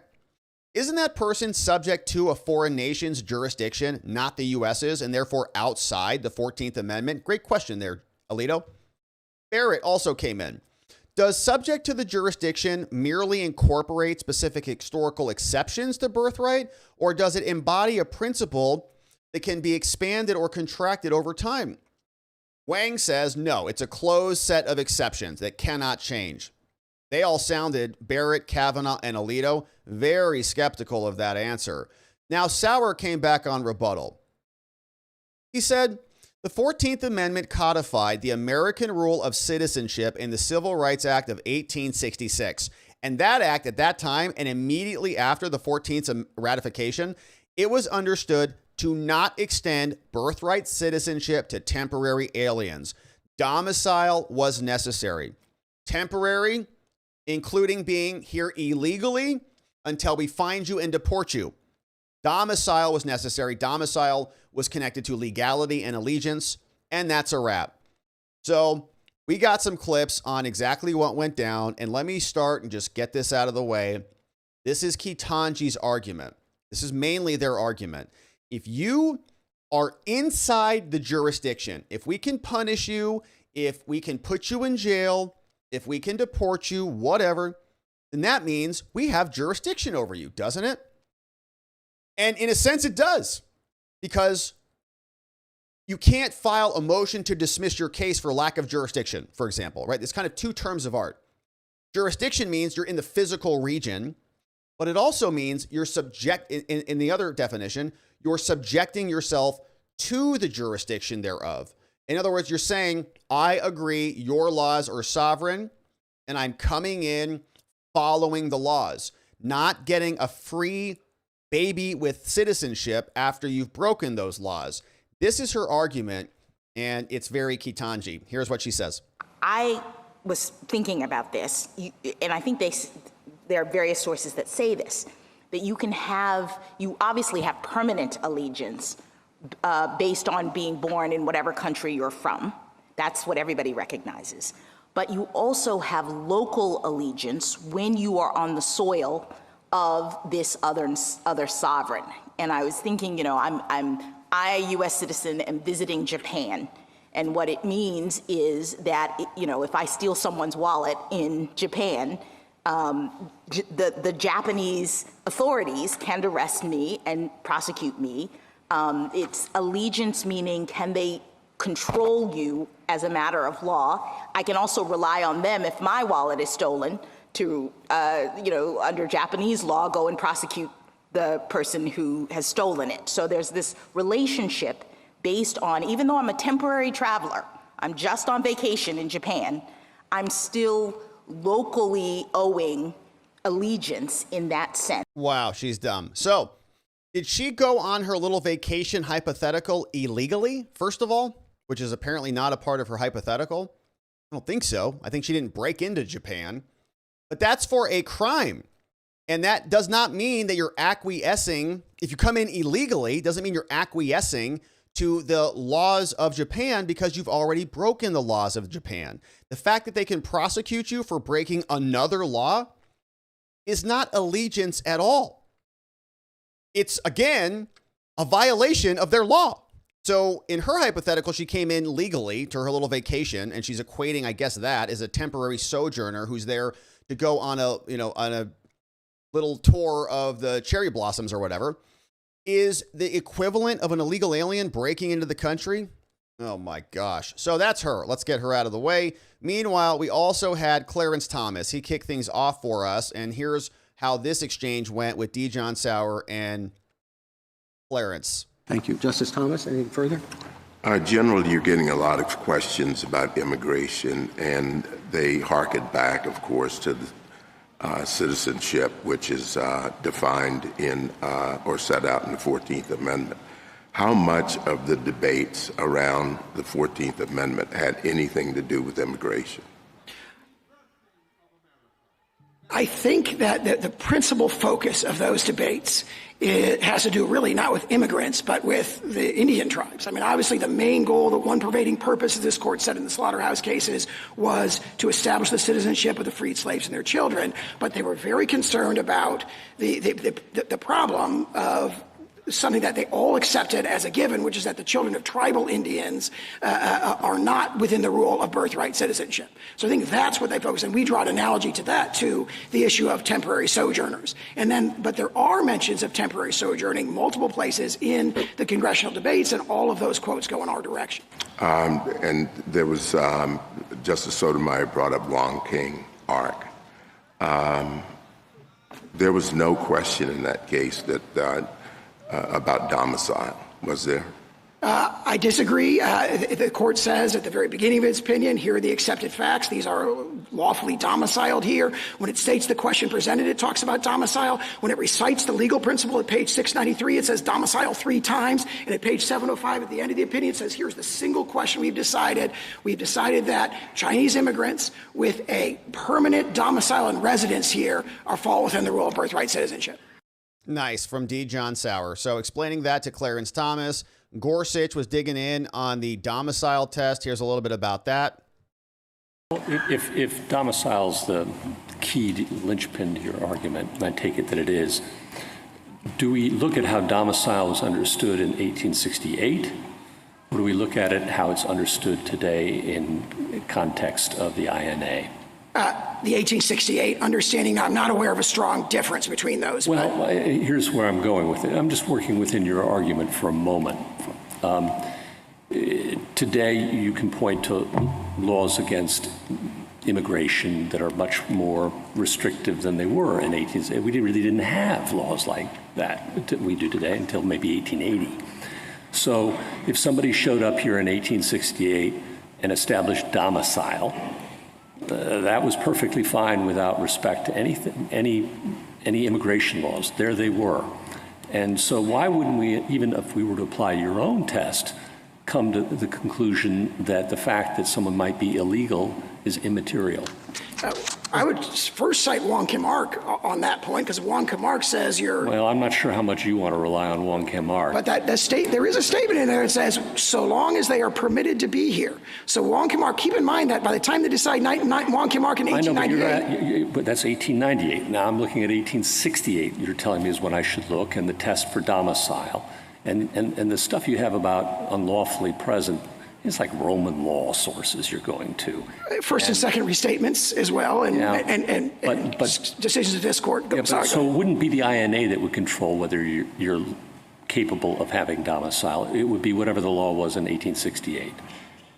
I think that this is addressed by my exchange with Justice Alito from earlier, which is that this concept, jurisdiction, baking in allegiance and domicile is applied to. So Congress could continually restrict who may lawfully be present more and more, and you'd say that would be incorporated into it, even though you're telling us to apply the original meaning of 1868. The original meaning of domicile. And so the question is there any argument that the framers intended to preclude Congress from dictating who can and who cannot establish a lawful domicile here? I don't see any evidence of that in the congressional record, so it's a natural extension. Whose domicile matters?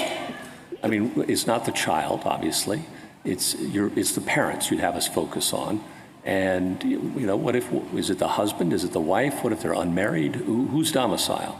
Well, in the executive order, it draws a distinction between the mother and the father. It's really the mother's domicile. I think that would matter. Well, but 1868 matters, you're telling us. So what was the answer? The 1868 sources talk about parental. I'm not aware of them drawing a distinction between mother or father, but they say the domicile of the child follows the domicile of the parents. And how are we going to determine domicile? I mean, would we use contemporary sources on what qualifies as domicile in a state, or do we look in 1868?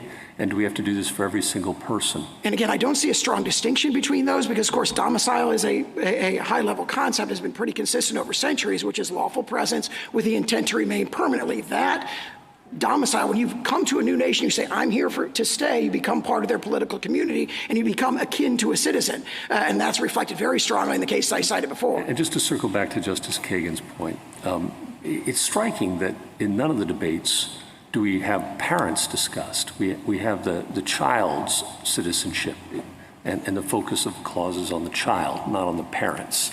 And you don't see domicile mentioned in the debates. The absence is striking.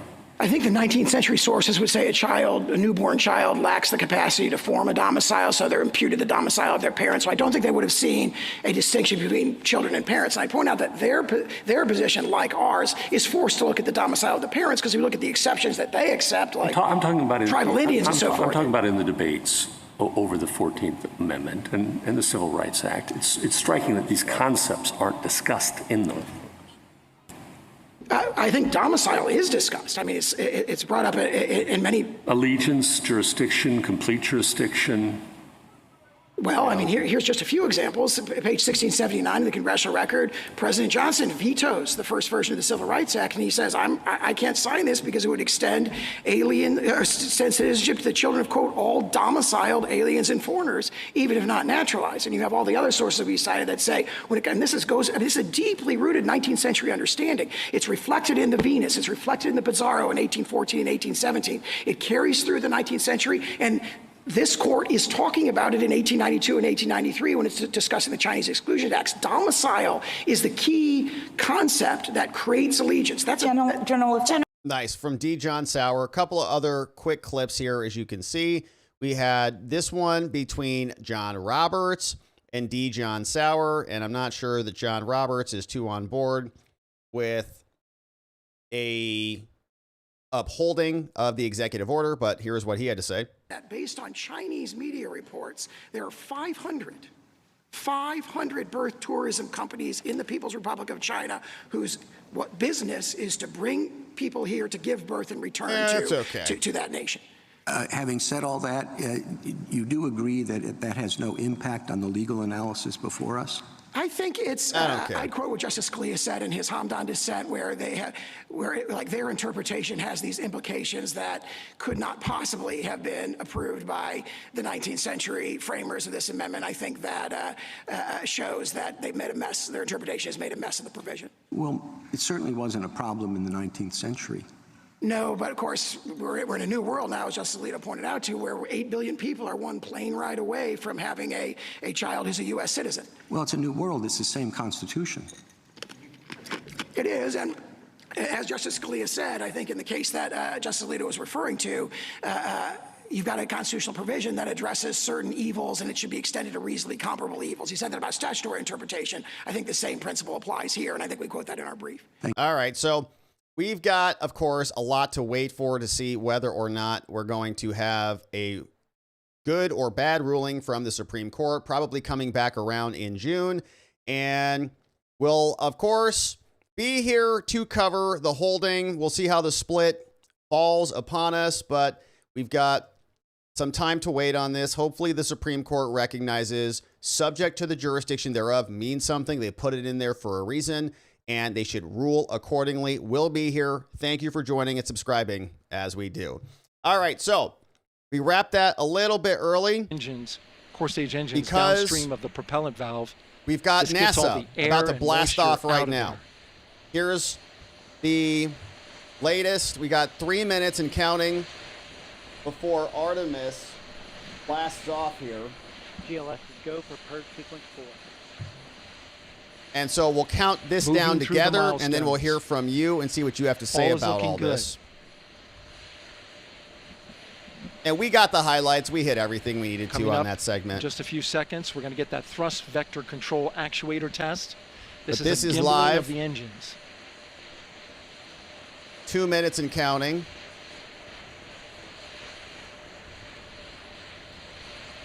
There are the 4 RS-25s. And then we'll hear from you. 3 of them. Shuttle Heritage, 1 of them built from shuttle parts. And there you see them moving. Going to the moon, baby.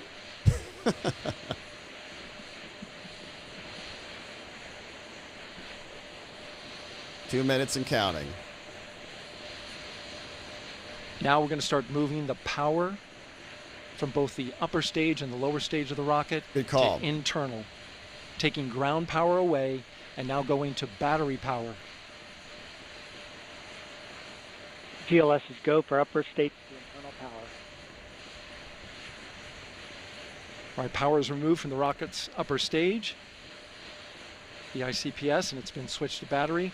Same milestone for the lower core stage coming up at T-minus 1 minute and 30 seconds. Right now, the 4-person Artemis II crew is 248,000 miles away from the moon.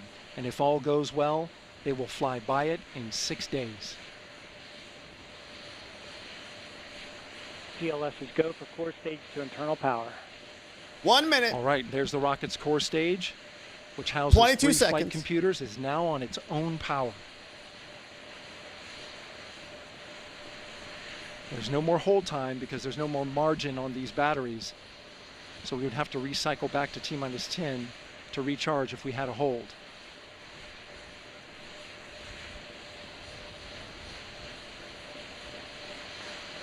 One minute.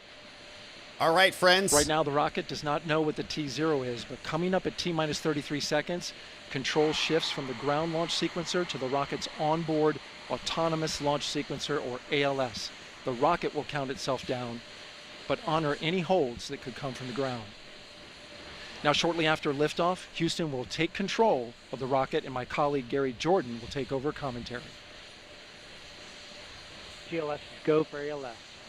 Great call out. The rocket is on its own. 4 brave explorers ready to ride the most powerful rocket NASA has ever launched. Sound suppression water is flowing. 15. And here we go. 10, 9, 8, 7. RS-25 engines lit. 4, 3, 2, 1. Booster ignition. Let's and go. Liftoff. The crew of Artemis II now bound for the moon. Humanity's next great voyage begins. Good roll pitch. Looking good, baby. Roger, roll pitch. Houston now controlling the flight of Integrity. Look at this thing, man. Oh my goodness. Integrity, AMT high. AMT high. On time, passing 30 seconds into the flights. Integrity passes the alternate beacon. Target milestone. Mission Control Houston seeing good performance on 4 main engines. Space Launch System core stage. Integrity, 3 miles in altitude. Traveling more than 1,200 miles per hour.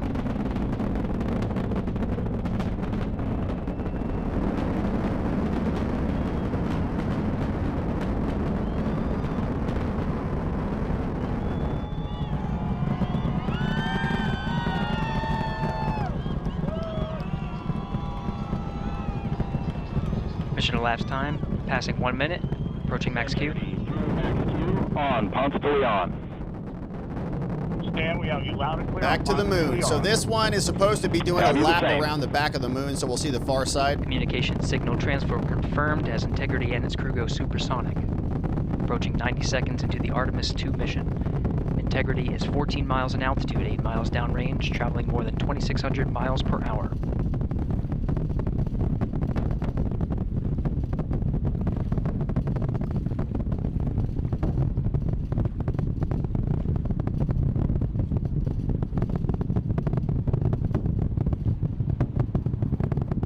Minute 50 seconds of mission elapsed time, standing by for main engine throttle down to 85%, ahead of solid rocket booster separation expected at the 2-minute 9-second mark. We see throttle down.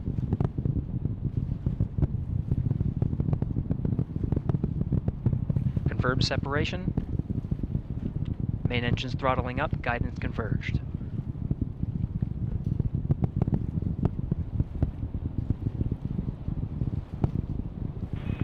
Integrity, guidance converged, performance nominal, upper stage RCS ready. Copy all, Stan. Integrity, SM priming complete. SM priming complete. 2 minutes 45 seconds of mission elapsed time into the Artemis II mission. Thrusters on Integrity and upper stage confirmed in a ready state ahead of service module fairing separation.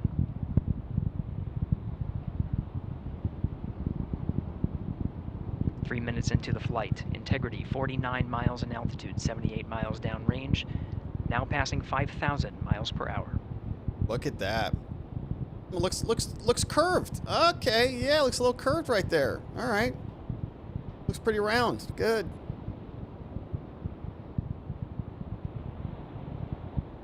Standing by for launch abort system jettison. Houston Integrity, good last jettison, great view. Great view. Copy jettison, Team Eco 8+02. Amazing. We see the same on board, Stan. And Houston has you loud and clear on Tidris at the Carmen line.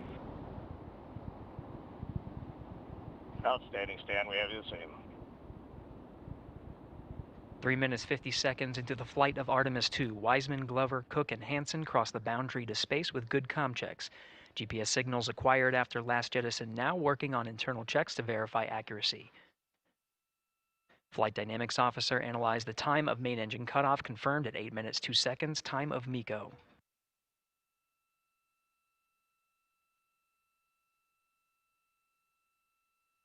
Going to the moon, and my understanding is this is kind of to get our bearings straight on whether we can build a base up there on the south pole of the moon where they have, I believe, found water, and then that can be a launch point to go to Mars and beyond. Integrity, GPS processing. Outstanding, Stan. We see the same, and we have a beautiful moonrise. We're headed right at it. Amazing. It's cool to do cool things and have America accomplish Approaching 5 difficult minutes into tasks. the flight, Commander Reed Wiseman confirms he has visuals of his destination. GPS guidance, navigation, and control software finishes internal checks and sends to navigation channels. Not just see foreign invaders steal billions of dollars for their Integrity, whaling centers. 3-engine press. 3-engine press. On time, now passing 5 minutes 20 seconds of mission elapsed time into the Artemis 2 mission. At this point, 3 good main engines are all that's needed to carry Integrity to a nominal main engine cutoff target. Though at this time, we're seeing 4 good engines here in Mission Control Houston. Integrity, 75 miles in altitude, 330 miles downrange, approaching 10,000 miles per hour. That's fast. So I think that we're kind of past the nervous part, hopefully. Astronauts out there. Integrity, looking good at 6 minutes. Same on board, Stan. Good trajectory and engine performance. Booster officer will soon report the shutdown plan to Flight Director Judd Friedling, expected at the 7-minute mark. Integrity, 78 miles in altitude, 460 miles downrange. Integrity, expect nominal shutdown. Integrity copies nominal shutdown.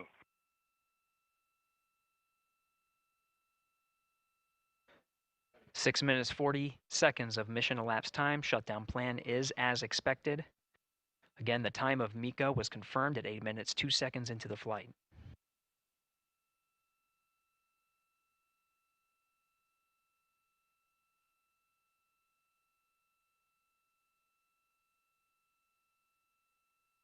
Seven minutes of mission elapsed time.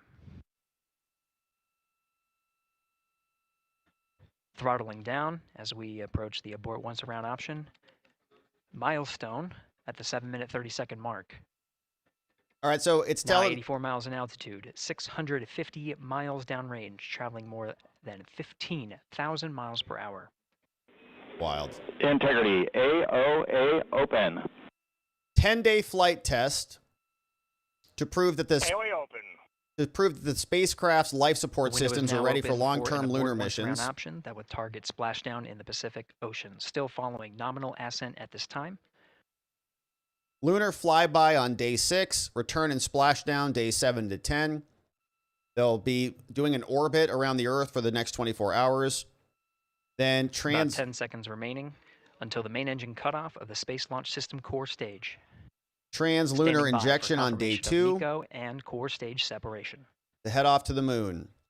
This will be the farthest human flight ever, beating the Apollo 13 record, 248,655 miles from Earth. The Artemis 1 was uncrewed. Look at that. This flight allows the pilot to manually test Orion's Integrity, qualities. nominal MECO, core stage separated. And we're off. We see the same on board, Stan. All right, so friends, we're going to let this puppy just continue to play. We'll mute the volume, and we'll see what you have to say about the show. I saw some great comments here. and we'll see what you have to say about this. Of course, many other people are streaming that, so if you want to stop listening to your boy riff over here, I'm sure that you can find a good feed. In fact, I got this one at the White House, 27,000 people watching on the White House feed. So we'll keep that open. Got it muted. We'll make sure that our boys and girls are out there safely and making their way to the moon. And it's nice to see something, you know, actually interesting out of NASA and our government. So, friends, thank you for being here. Natalie Ray says, Rob, check your email. Thank you, Natalie Ray. I definitely will. Thank you for the emails. We appreciate you sending those and then confirming them with super chats. Always nice. We appreciate that. Thank you for the dono. Trino Galaxy, last time I checked, Japanese internment was FDR putting American citizens into concentration camps. So I don't understand that argument, Jackson. And these were from, I think, this morning on our members only stream. Shout out to our membos. Yeah, they did, right? Well, citizens don't, I mean, this is a repeat pattern here. Citizens we're like garbage, okay, compared to illegal aliens. They get ACLU lawyers. They get multiple bites at the apple. They get a due process in Article 2 courts. They don't like that. They just go over to Article 3 courts. They get free housing, free benefits, free healthcare, free education. Now, maybe even free citizenship for their illegal babies. Hey, James Griffin. What's up, James? Welcome aboard. Great to have you as a new supporter in the house. Very nice to have you. James Griffin. Rick D. Hey, Rob, we'll have to watch later. Currently streaming the launch on Rumble. Everyone, keep the fingers crossed. Man, looks like it's off to a great start. Rick D. Hopefully it's a tremendous success. And well, we'll see what's on the other side of the moon. Maybe there's aliens or Nazis or something. Severus, what's up? Jorge Avalos is here. Severus, thank you for sending in 5 new Membo friends. You rock.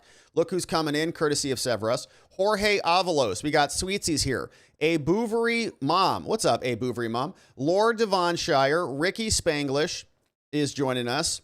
And thank you, Severus. Welcome, new Membo friends. We'll see you tomorrow morning. Ravicus. Rhino versus Dem on the Save America Act. Spy versus spy as they both torch and burn the bill. Yeah. Hey, actually, I'm still watching. I just can't hear you because I have to mute the sound. Otherwise, your voice will go out on my stream. Oh, that's great. You're live streaming on Rumble, Rick? Man, shout out. That's amazing. Have a great stream, my man. And hopefully you enjoyed the launch. That was pretty great. Chugi Live. What's up, Chugi Live? Good to have you here. Okay, the poly is bad and the gait analysis, cool. Both are considered junk science. Neither is admissible in court. Yeah, I would say at this stage, I think you're right. But we'd also like to have the other evidence that opens the door to, I think is the point where the defense is coming. So you're in the camp, Chugi Live, of Brian Cole Jr. is the guy. There's evidence that goes that way too. But I just, there's kind of a gut feel. Is it an autistic kid who was just like mashing together devices, or was it the CIA? Based on what we know of the CIA, my gut is telling me CIA. But I appreciate that. I think you're right. Polygraph, gait analysis, these things are not traditional evidentiary features that you see in criminal cases. But maybe they'll lead to something that is, right? Maybe this opens the door. They go get some actual video evidence, and they can prove or use that evidence, like video recordings that say she left the house at this time. They get the failed polygraph as the opening to get the ring camera. Ring camera shows her leaving at 7 and coming back at 10. You go, oh, where'd you go? I thought you said you had Rosina's over here with your boyfriend. And that receipt, I guess you could have Rosina's after, but maybe you catch her in a lie, in other words, and then that becomes admissible. So I think that's where we're at. But thank you, Chugi, for the dono. Hey, the Warrior. Everyone knows you can't just apply for the CIA. They recruit you, and they know everything about you prior, and they vet you by your willingness to do their bidding, like a plant. So they maybe knew what she did with the pipe bomb, is what you're saying? They brought her over. I think she started as like a security guard, but I think that's kind of how everybody starts at the CIA. Yeah, no, I check parking tickets at the CIA parking lot. Sure you do. Sure you do. The Warrior, thank you for the dono. Hey, Vote Jeb is here. Says, Jeb, 2028. Federal judge revokes U.S. citizenship of Chinese couple convicted of stealing trade secrets for China. Look at these two Chinese spies, man. Yep. Well, they're going to have a lot more to do of those if the Chinese keep bringing and having babies that are spies over here in our country. Vote Jeb. You know, nuclear war is bad for kittens. That's true. And many others, too. Shout out to that kitten. Hopefully he doesn't get nuked. Off-label podcast. What's going on? Like I said before, right next door on Rumble and YouTube, like I said before, the only way I believe Brian Cole Jr. was involved is if he built them, not planted them. Built them, but not planted them. Well, why would he build them and then not plant them? I guess. So he built them and then somebody else planted them? That's curious. Thank you, Voice of the People. Hopefully you're having a good stream. I think you're streaming the launch too. So they're cutting away from the launch. So it looks like pretty successful 15 minutes in. Good to see them, you know, talking, laughing, smiling. All right, all right. Hey, Rick D, launch controller is currently working on a battery over temp issue with the battery in the launch abort system. NASA is continuing at the moment towards the launch. If anyone is interested, go check out Rick D's video. He's streaming the launch live on Rumble, probably with a much better, set of commentary than your boy here. Hey, over there, CSI referee on Rumble. Check it out. Rick D from an airplane. There's Rick D right there. 10,000 feet with Rick. He says, battery issue has been resolved. We are go for launch, baby, and we did it. Gauntlet KI, 7 months as a membo, says riot control? You mean controlling the fact that there will be a riot? Yeah, no, it's riot control. Thank you, Gauntlet, for being here 7 months. To ensure that the riot is happening. Not to stop the riot, but to make sure it goes down accordingly. The Warrior 9087. So if two Martians land in Kentucky and have a child, according to Democrats, it's an American citizen. Yeah, it's true. Yeah, it's true. Little alien babies, like real alien babies from another planet, not from Ecuador. Thank you, The Warrior, for the dono. King of Biltong is here. What's up? This isn't just biltong, all right? It's premium meat, real craftsmanship, clean ingredients, all made in-house and sold direct. Go to biltongusa.com, code Robert. You'll save 10% off. Thank you, Biltong. Hopefully that meat is flying off the shelf. Ed, you know, Jackson conflates personal or subject matter jurisdiction with allegiance. An illegal can be subject to the criminal law jurisdiction of the U.S. without owing allegiance to the U.S. It's simple. Yes, exactly. Yeah, they actually, if they're breaking the law in order to enter the country, that is actually not a sign of allegiance at all. And they have not subjected themselves to the law. They've openly flouted and repudiated the law by breaking in. Sharpie guy, Jackson never fails to make me laugh out loud when she begins her questioning. I don't understand. I don't understand. ... And I roll in stitches. Represents the left oh so well. Expound, my friend. Expound. Thank you, Sharpie guy. She is something else. Okay, so White House just cut out. They're done over there. Very successful launch. Glad we got to catch the end of that. Hey, Ed. So by Jackson's reasoning, Maduro is a U.S. citizen since he's under criminal jurisdiction and present in the U.S., so he owes allegiance to the U.S.? Laughable. Well, maybe if he has a baby. Yeah, if Maduro drops a baby. I don't know if he's pregnant right now or not, but, you know, according to her side, men can have babies, so you never know. Hey, thank you, Ed. Rub some dirt on it. My dad worked on Apollo. I wish he'd lived long enough to see us go back. Man, shout out, rub some dirt on it. Galaxy Whirlpool in the house. Pretty cool. Yeah, it's wild, man. It's like, it's, you know, heroic things, bravery. It's courageous. It's technologically advanced. We're doing something no other country has done. And this is America. Godspeed and God bless to our astronauts. Rick D. I think there's a Canadian on there too, though. Hey, Rick D. 3 engine press means they can complete the mission on just 3 engines. That's pretty cool. So they don't even need them all. That's awesome. Thank you, Rick D. It's going to be a great trip. 10 days later, they'll be back. Trino Galaxy manned launches are always something great. It's wild. I mean, it really is. Like, think about being, you know, witnessing like the first airplanes going off.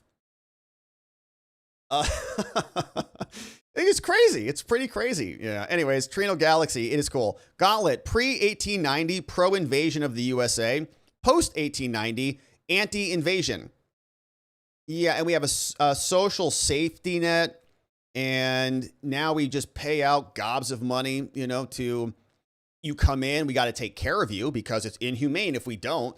And then you have all the nonprofits and the 501c3s that then get all the government money and then pay for it and then encourage more of it. And then they come and have babies, and it's like just a free-for-all. Like America's just like a dumpster for, you know, anybody who wants to come in. We got to pay for you, or we're all on the hook for it. It's really upsetting. Tim Jake, what's going on? The super chatter saying you can't apply to the CIA is wrong. You apply for CIA jobs on USA Jobs, like any other government position. Yeah, I think, you know, I think that's probably like if you're like a spreadsheet person or something, right? But like if you're a pipe bomb layer, they're probably going to come find you. You know, like if they really want you, I think they'll come find you. I'm sure they recruit as well. But Tim Jake, I think your point is well taken. Hey, Rick D, I'm wounded. You used the White House stream instead of mine on Rumble. Rick, I apologize. I didn't even know you were live. Otherwise, we definitely would have been on your stream. Hopefully it's amazing, though. Clay Napier says, around the moon on the SLS and Artemis, nearly $70 billion for the program and $4 billion pre-flight. Can find glasses if missed. 4 billion, 70 billion. So in other words, it's about the same thing as like the Medicaid fraud in California. Roughly the same numbers. I'd rather have, if I had to pick one, I'd rather have the spaceship rather than 70 billion. And unfortunately, we have them both. Fortunately, on one hand, we're doing something cool with the money. I think America, if we're going to spend money, we should do interesting and cool things like build. We've talked about this a lot, you know, like hundreds of nuclear power plants. So we all have free energy, or basically free energy, stuff like that. Like Eisenhower did the interstate system. What if we built nuclear power plants, multiple in every state? We're all walking around with free energy. Would be nice, you know, rather than just urinating it away on leering centers and foreign invaders who just apply for business loans. E. Texley, Gorsuch used to be a judge on the 10th Circuit, where most of the Indian country cases are heard. He is still overseeing justice. That's interesting from E. Texley. Gorsuch is a sharp dude. You can just see in his, the way he questions people, he almost knows their arguments better than they do, which is an impressive skill set to have. You ever been up with somebody like that? It's very like, oh crap. They're smarter than I am. They know my argument better than me. Not good. Hey, so here we go from just another Albertan. Here's what he says. Not to belabor the point, I understand your concern, but the SCOTUS ruling yesterday did not grant free speech rights to trans activists. It kind of did, though. Yeah, they always had those rights. I mean, there was professional licensing, right, that I think could have curtailed that. So, for example, I think that a red state could have passed, before yesterday, a red state could have passed a law that said you cannot trans the kids in therapy. Now they can't do that. Okay. Colorado was banning conversion one way. They said you can't do that. And you can't really ban talk therapy either way now. So if a red state wanted to do the converse of what Colorado did before yesterday's ruling, you would argue that they could have done that. Now they can't. Okay. Now it's free speech both directions. And so, like, I think that's the takeaway ruling. They always had those rights. That's what the new holding is saying. But I think professional licensing could have limited that, and that under the old standard, that would have been acceptable. Under the new standard, it's not. So I would say that the transing and the trans rights are stronger, but it does go both directions. And ultimately, I think what it creates is a stalemate. So both sides have free speech rights. Basically, I think it you know, in a way, like, you know, I just don't like the transing of kids. Okay. I recoil when I think about it. And I would, like, you know, and if I had my way, I'd probably make it a crime, like contributing to the delinquency of a minor, or like solicitation of a minor. Like, those are crimes.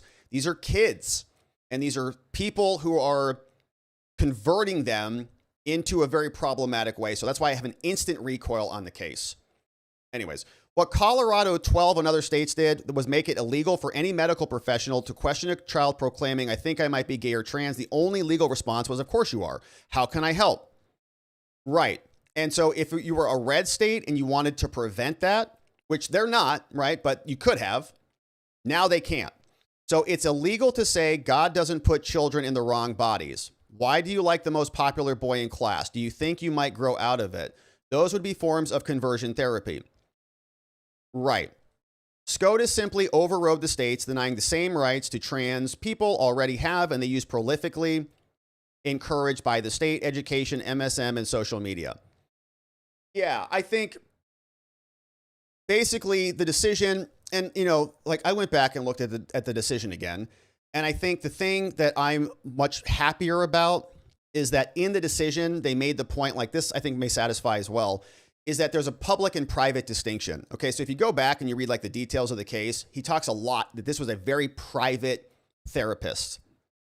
So you can't regulate a private therapist, but like my concern about, well, if you're in a professional setting and the rule is that you have free speech to say what you want, and a professional body can't adjudicate that or curtail that, then I would presume that out of that they would extrapolate, because you have to think like a leftist freak. Okay, you have to think about how they think. So they would then say, okay, it's okay in the private setting, and look it up. Like look the numbers up. Like the therapists and the counselors, it's like 20-1, ultra leftist versus conservative. It's like 20-1. So my concern is that therapists would, or parents would just go to a licensed therapist and they would say, oh, the licensing body says that these types of modalities are accepted or not acceptable. Now, those licensing bodies can't write rules about what a therapist can do or say in order to get those licenses. Now it's up to the parents to be the judge and to adjudicate whether that therapist is good or bad. And now I think that's going to have to go to the parents. So like the Supreme Court, I think actually did give their modality a lot more opportunity to say that they have free speech rights now that would supersede licensing and professional obligations to say what they want. But it's equal now. Okay, so now they can't make it one way. Their laws were making it one way. You can convert the kids, but you can't unconvert the kids. Now you can't convert the kids or unconvert the kids. I mean, now you can go both directions, and the licensing bodies can't do anything about that, the professional licensing bodies. So ultimately, I think it creates a stalemate. But my concern with this is that there are, I mean, the industry as a whole is like, look it up. It's like 15 or 20-1 libs to conservatives. So like if we think there's like a bunch of therapists that are saying God doesn't put children in the wrong bodies, there's not. They're like outnumbered like 20-1. So that's my concern. And ultimately, I just get nervous about enabling that to continue to happen. But I understand the court's logic as well. It creates basically a stalemate. They can't ban you from going the other direction. And laws that are aggressively one direction are now prohibited because it's impinging upon your free speech. So, but if it is 100% a two-way street. If a therapist, a talk therapist can say God doesn't put children in the wrong bodies, and they can say that, then another trans therapist can absolutely say the opposite of that. And there's nothing you can do about that because it's free speech. They tried to regulate this statement. Supreme Court said, nope, can't do it. It's free speech, which means their statements, and they outnumber our side 15 or 20-1 across the board. So that's my concern. And ultimately, I think it's a stalemate. It basically creates a legal framework that is a stalemate. And maybe it creates and incentivizes a bunch of the, people on our side to make those arguments. And maybe they get into the field because they couldn't get into the field before. So that's my thought. But no, it's fine to continue to push back on it.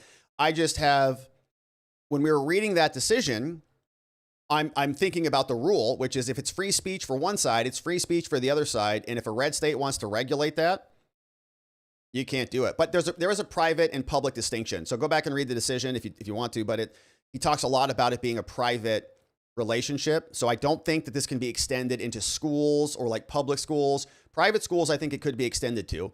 So if you have a teacher at a private school, although then there are other remedies around that. So I was like gaming this out. What are the remedies around that? Contract law. So a school could have a contract with a teacher who says, you're not allowed to teach these things. If they breach the contract, they can make a free speech claim, but you can still hit them back in a contract matter.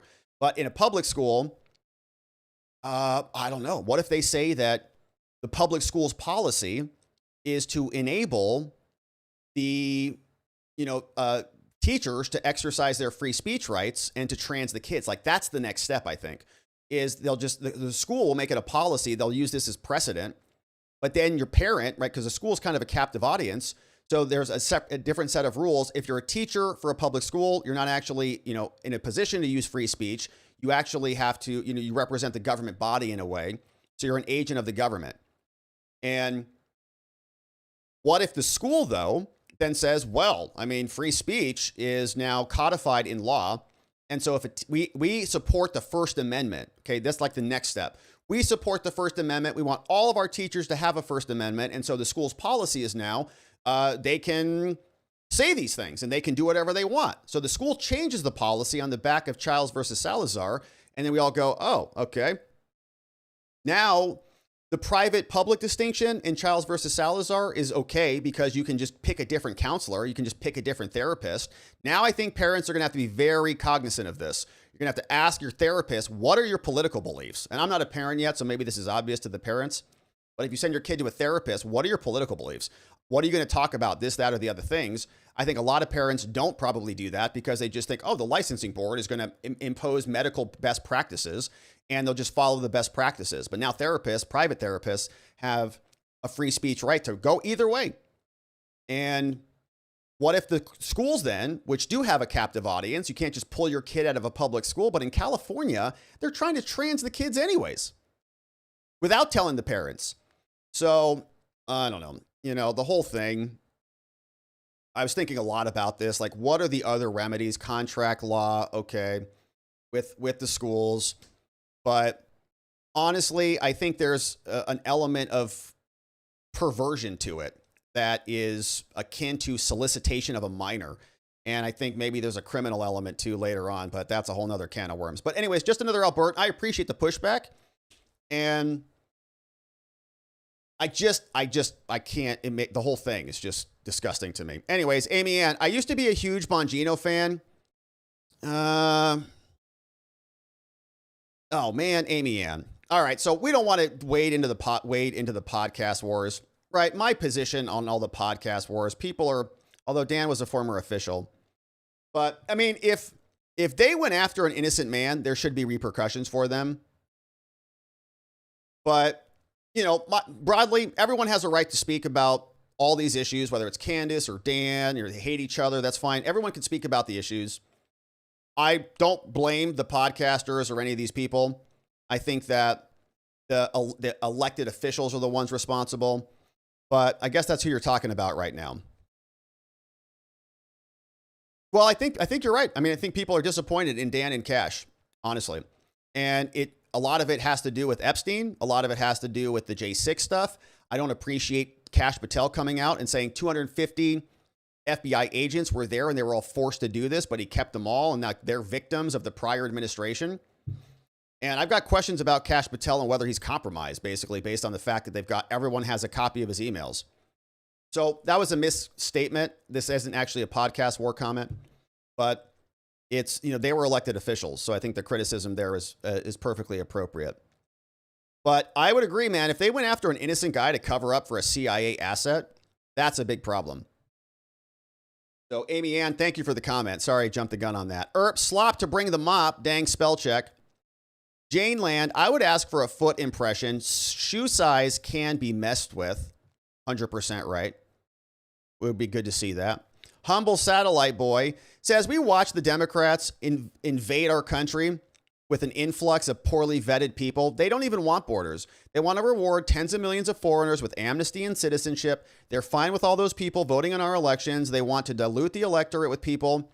They have no reverence or connection to our country's history. They're fine with our adversaries and the rest of the world gaming our system, dissolving national sovereignty, diminishing our citizenship. Republicans don't have the will to do anything about it. Listening to the court discuss the birthright thing has blackpilled me. It's basically just a big free-for-all. The entire world is welcome to pour across our border, plop out babies, boom. they get citizenship. There's an entire industry built around this. And as blatantly nonsensical and self-defeating as it is, the SCOTUS doesn't seem to have a problem with it. We are not a serious country. All the fraud and waste, all lawfare and activism, selective enforcement of our laws, prioritizing criminals and illegal aliens over citizens, the corrupted intel agencies turned against us, all the projection and over-the-top narratives about fascist and the looming authoritarian dictatorship, and now our side is starting to eat itself over the war. I don't feel good about the midterms at all. Yeah, you're not alone on that. Yeah, you're not alone on that. And again, like back to the podcast war comment, it's like, there's a lot of that happening, right? Everyone is kind of knifing each other. It's like, oh, you're an anti-Semite over here if you don't support the war. Oh, you're like a pro-Israel shill if you do support the war. It's like this, it's all this. And it's I think it's standard policy debate, which we need, but policy debates are one thing, like saying people should be in jail for having opinions and stuff like that is a whole nother thing. And things are getting messy. I think that if, there's not good resolutions to these things, these fractures and these fissures are just going to continue, and it is a bummer. Hey, just another Albertan. Good to see you again. Subject to the jurisdiction thereof, Kitanji. Well, if illegals are subject to the jurisdiction of Article 2 courts, which have the authority to kick them out, they must be U.S. citizens, so they can't be kicked out of the country. It doesn't simply mean answerable at law. It has to mean much more. Yeah, the word subject is doing some of the work there. They have to subject themselves as well. Subject to the jurisdiction thereof. There is a subjection. They are acquiescing to the law, not breaking the law and saying the law doesn't apply to me and I don't really care about your sovereignty or your laws. Walk It Off says it's cool to do cool things. Man, it's 100% true. We love doing cool things, especially when they're cool. So Amy Ann, thank you for the comment. Once again, sorry to jump the gun on that. I didn't realize that you were, talking about it in that regard. But yeah, we haven't honestly paid much attention to Dan since he's been back. And I'm not sure exactly what he's saying, which is part of the reason it's hard for me to comment on things because I don't know what everybody is saying.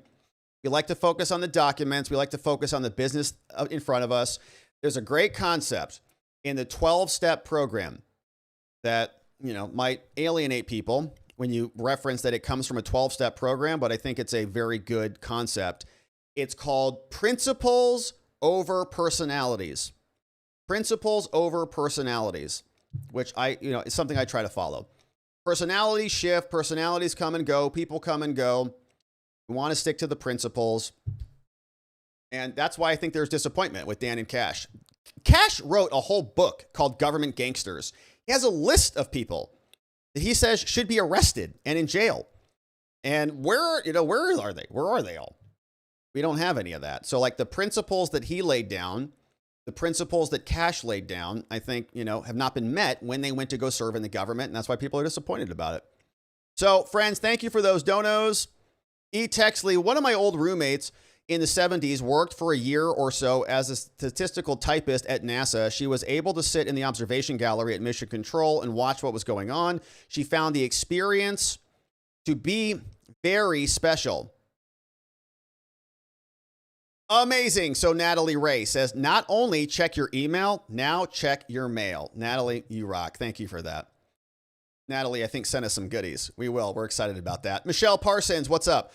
After SCOTUS decision, Colorado lawmakers are now trying to get a bill out that would allow LGBTQ plus to sue anyone who tries to convert them and all involved in the process.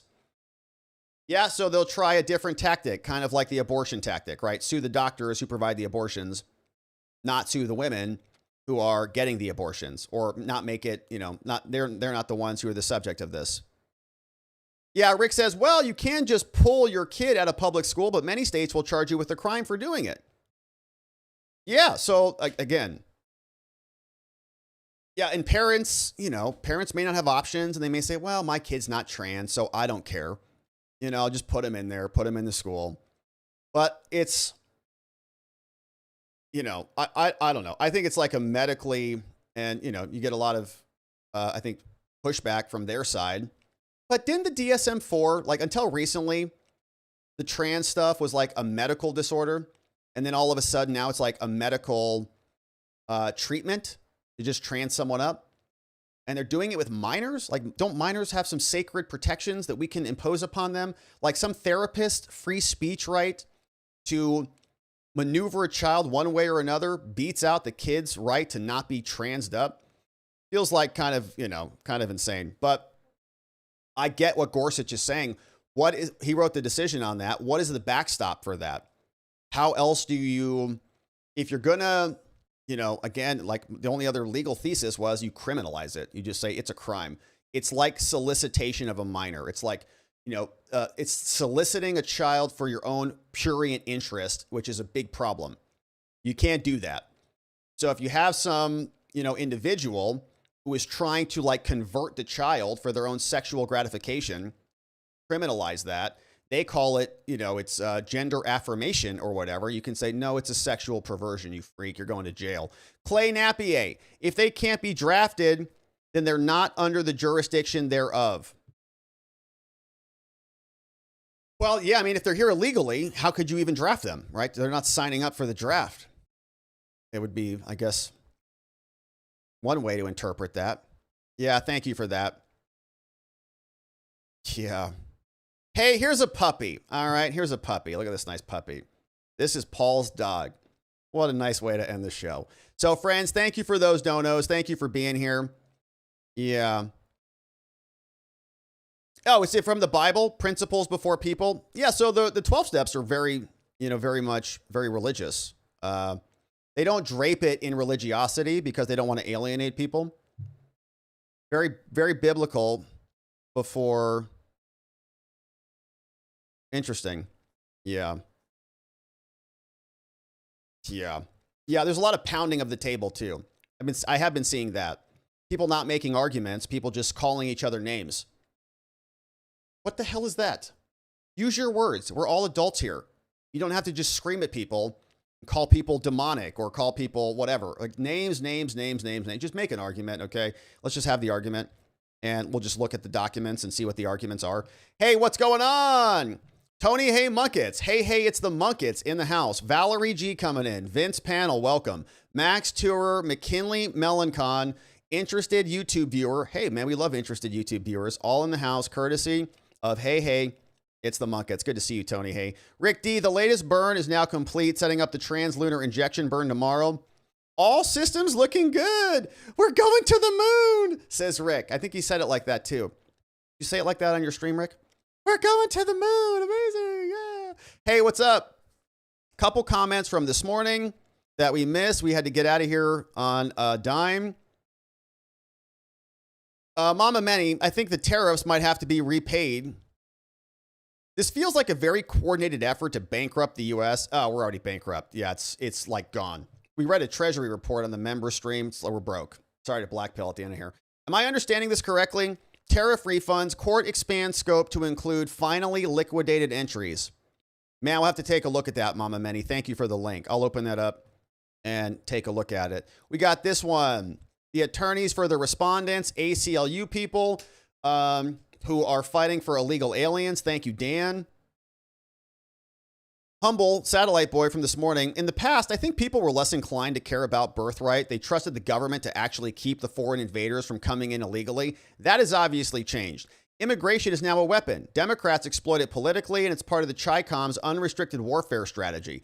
It's insane that we would allow citizens of every foreign country to cross our borders illegally, plop out babies, grant them citizenship. It's more insane that we would allow citizens from adversarial foreign countries to holiday in our country, specifically to give birth and gain citizenship. Congress has got to stop it, but we're not necessarily a serious country as of late, so they don't. Yeah, everyone is just in on the grift right now. It's like it's like pigs at a trough. Everyone's just trying to get theirs. Cliff, Native American tribes were considered sovereign nations. Congress had to pass a law to make them citizens. I have not seen Congress passing any laws to make other nations citizens. That's a great point. Yeah, how come they had to do it for the natives, but not for anyone else? Before 1924, Native Americans were generally not considered citizens under the 14th Amendment, which granted citizenship to those born of naturalized in the United States and subject to the jurisdiction thereof. Cliff, great comment. Yeah, Sauer should have said that. Good point. Hey, Zone Girl, as a 17 to 18-year-old, I lived in Nebraska with my brother. After my parents moved to Iowa with my younger brother, I was an official resident of Iowa, although I was domiciled in Nebraska. I could not go to Nebraska as a resident, although I graduated from a Nebraska school. If I would have married, I could have. Not a legal citizen with rights until I turned 21. Children should depend upon parent status until they reach 18. They cannot vote nor have legal status without emancipation. From Zone Girl. Well, you should have just been an illegal alien, and many states would have just granted you in-state tuition anyways. Yeah, good to see you. If they can't be drafted, they're not under the jurisdiction thereof. From Clay Napier. Great comment. Thank you, Clay. Rick D, my first memory of the space program was Apollo 8 on Christmas Eve before my 5th birthday. Yeah, a bit excited. LOL. We're going to the moon! Rick D. Man, I'm excited too. It's pretty cool. It is cool when we do stuff, when we do cool stuff, you know? Very simple comment, but it's true. Hey, some other comments on X, then we'll wrap on the day. Hey, Jen, the producer, who do I contact to get you on our podcast? Me, Jen. It's a one-man show over here, so just reach out to me. Yeah, give me a call or give me a... We're following each other. Jen, the producer, just shoot me a DM or send me an email. I'd love to come on, whatever you're doing, and chat about the business. We appreciate it. It's just me. There's no one else. So just send me a message. When she walks into a government building, you badge in, so it should be easy to see. And that's a good point. Yeah, it is a good point. When searching the internet, it says there is no official report or footage from the FBI confirming the suspect waved to a cop car. Yet we all saw the clip of the suspect waving to a passing car. We did see that, Cohen. Yeah, almost like she was waving to her boyfriend, maybe. Hey, baby. Yeah, I just dropped off the first bomb. Can't wait to get some takeout from Rosina's. I'll see you at home. Join the watchers over on Locals. Man, we have members only morning streams. We have just a great community. Maybe the best. Some say the best in the United States, definitely the world, and probably the galaxy. We'll know more about that as soon as the spaceship returns. See if they have any other watcher communities on the far side of the moon. But I think they're all here. We'll see. All right, so friends, let's pause here on the evening. It's been a lovely stream. Thank you for joining us. Thank you for the great comments. Thank you for the fun and the insight and the wisdom, and for joining us as we blast it off to the moon again. Plan is we're coming back tomorrow to get into... Oh, gee gum, got another real photo. Oh, gosh. It's a real photo. It's me. Back when I used to be a little person, and I used to wrestle in the Mexican wrestling rings. What are they called? Luchadores. I decided it wasn't a real good fit for me, so I started a podcast. I just broke my nipples rule. There it is. Hey, Corinthians, 2 Corinthians 6:14. Do not be yoked together with unbelievers. For what do righteousness and wickedness have in common, or what fellowship can light have with darkness? Yeah, that's a good comment. And shout out to 2 Corinthians. Good stuff over there. All right, so friends, let us pause here. Thank you for joining us. Thanks for subscribing wherever you're watching this if you haven't already done that. We're going to come back tomorrow. Is my circus? Yeah, it was a circus. I was Barnum and Bailey. Is that what it is? I was Barnum and Bailey. It was Barnum, Bailey, and Robbie back during my youthful days. Real photo. Thank you, G-Gum, for bringing that out again. All right, so friends, that was Sparky from the Little Rascals. Hilarious. All right, so we'll pause here. It's a beautiful stream. Big shout outs to our amazing mods and meme smiths who mod the fort down for us and keep things nice and orderly around here, including John in the house. We got Muffin Rando. What's up? Donut Mind Me. We got K Bean in the house. We got Carrie B, Geegum Geegum, Elliot, Just Rhonda, Neuro D, Janek, and Dog Digger holding the fort down on the rumbles. Friends, it's been a beautiful stream and a lovely evening. We're going to come back in the morning for our membos. We'd love it if you joined us. Thank you for joining on YouTube or on Locals. And we'll have a great morning stream. It's going to be Thursday already. Oh my gosh. Otherwise, we'll be back tomorrow night to get into it again. And in order to do that appropriately, we are going to need to see you right back here so that together with your help, we can shine that big, beautiful spotlight of accountability and transparency down upon our system with the hope of finding justice. Make it a beautiful night. Sleep very well. Have the most sweetest dreams you can possibly imagine. We'll see you right back here tomorrow. Bye-bye.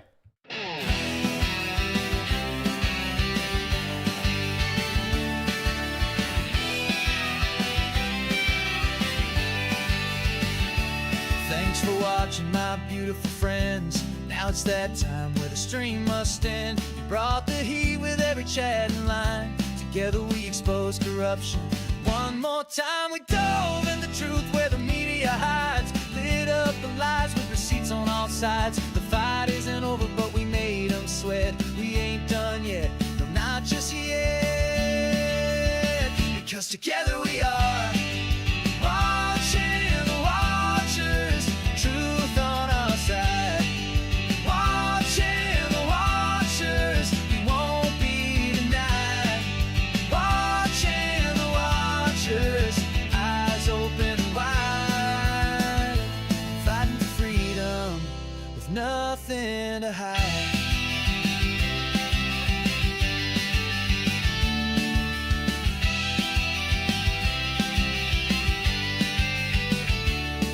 Drop a like and don't forget to share. And bring a friend who's ready to care. Tomorrow's lies are just today's news, but here we see through the scripted ruse.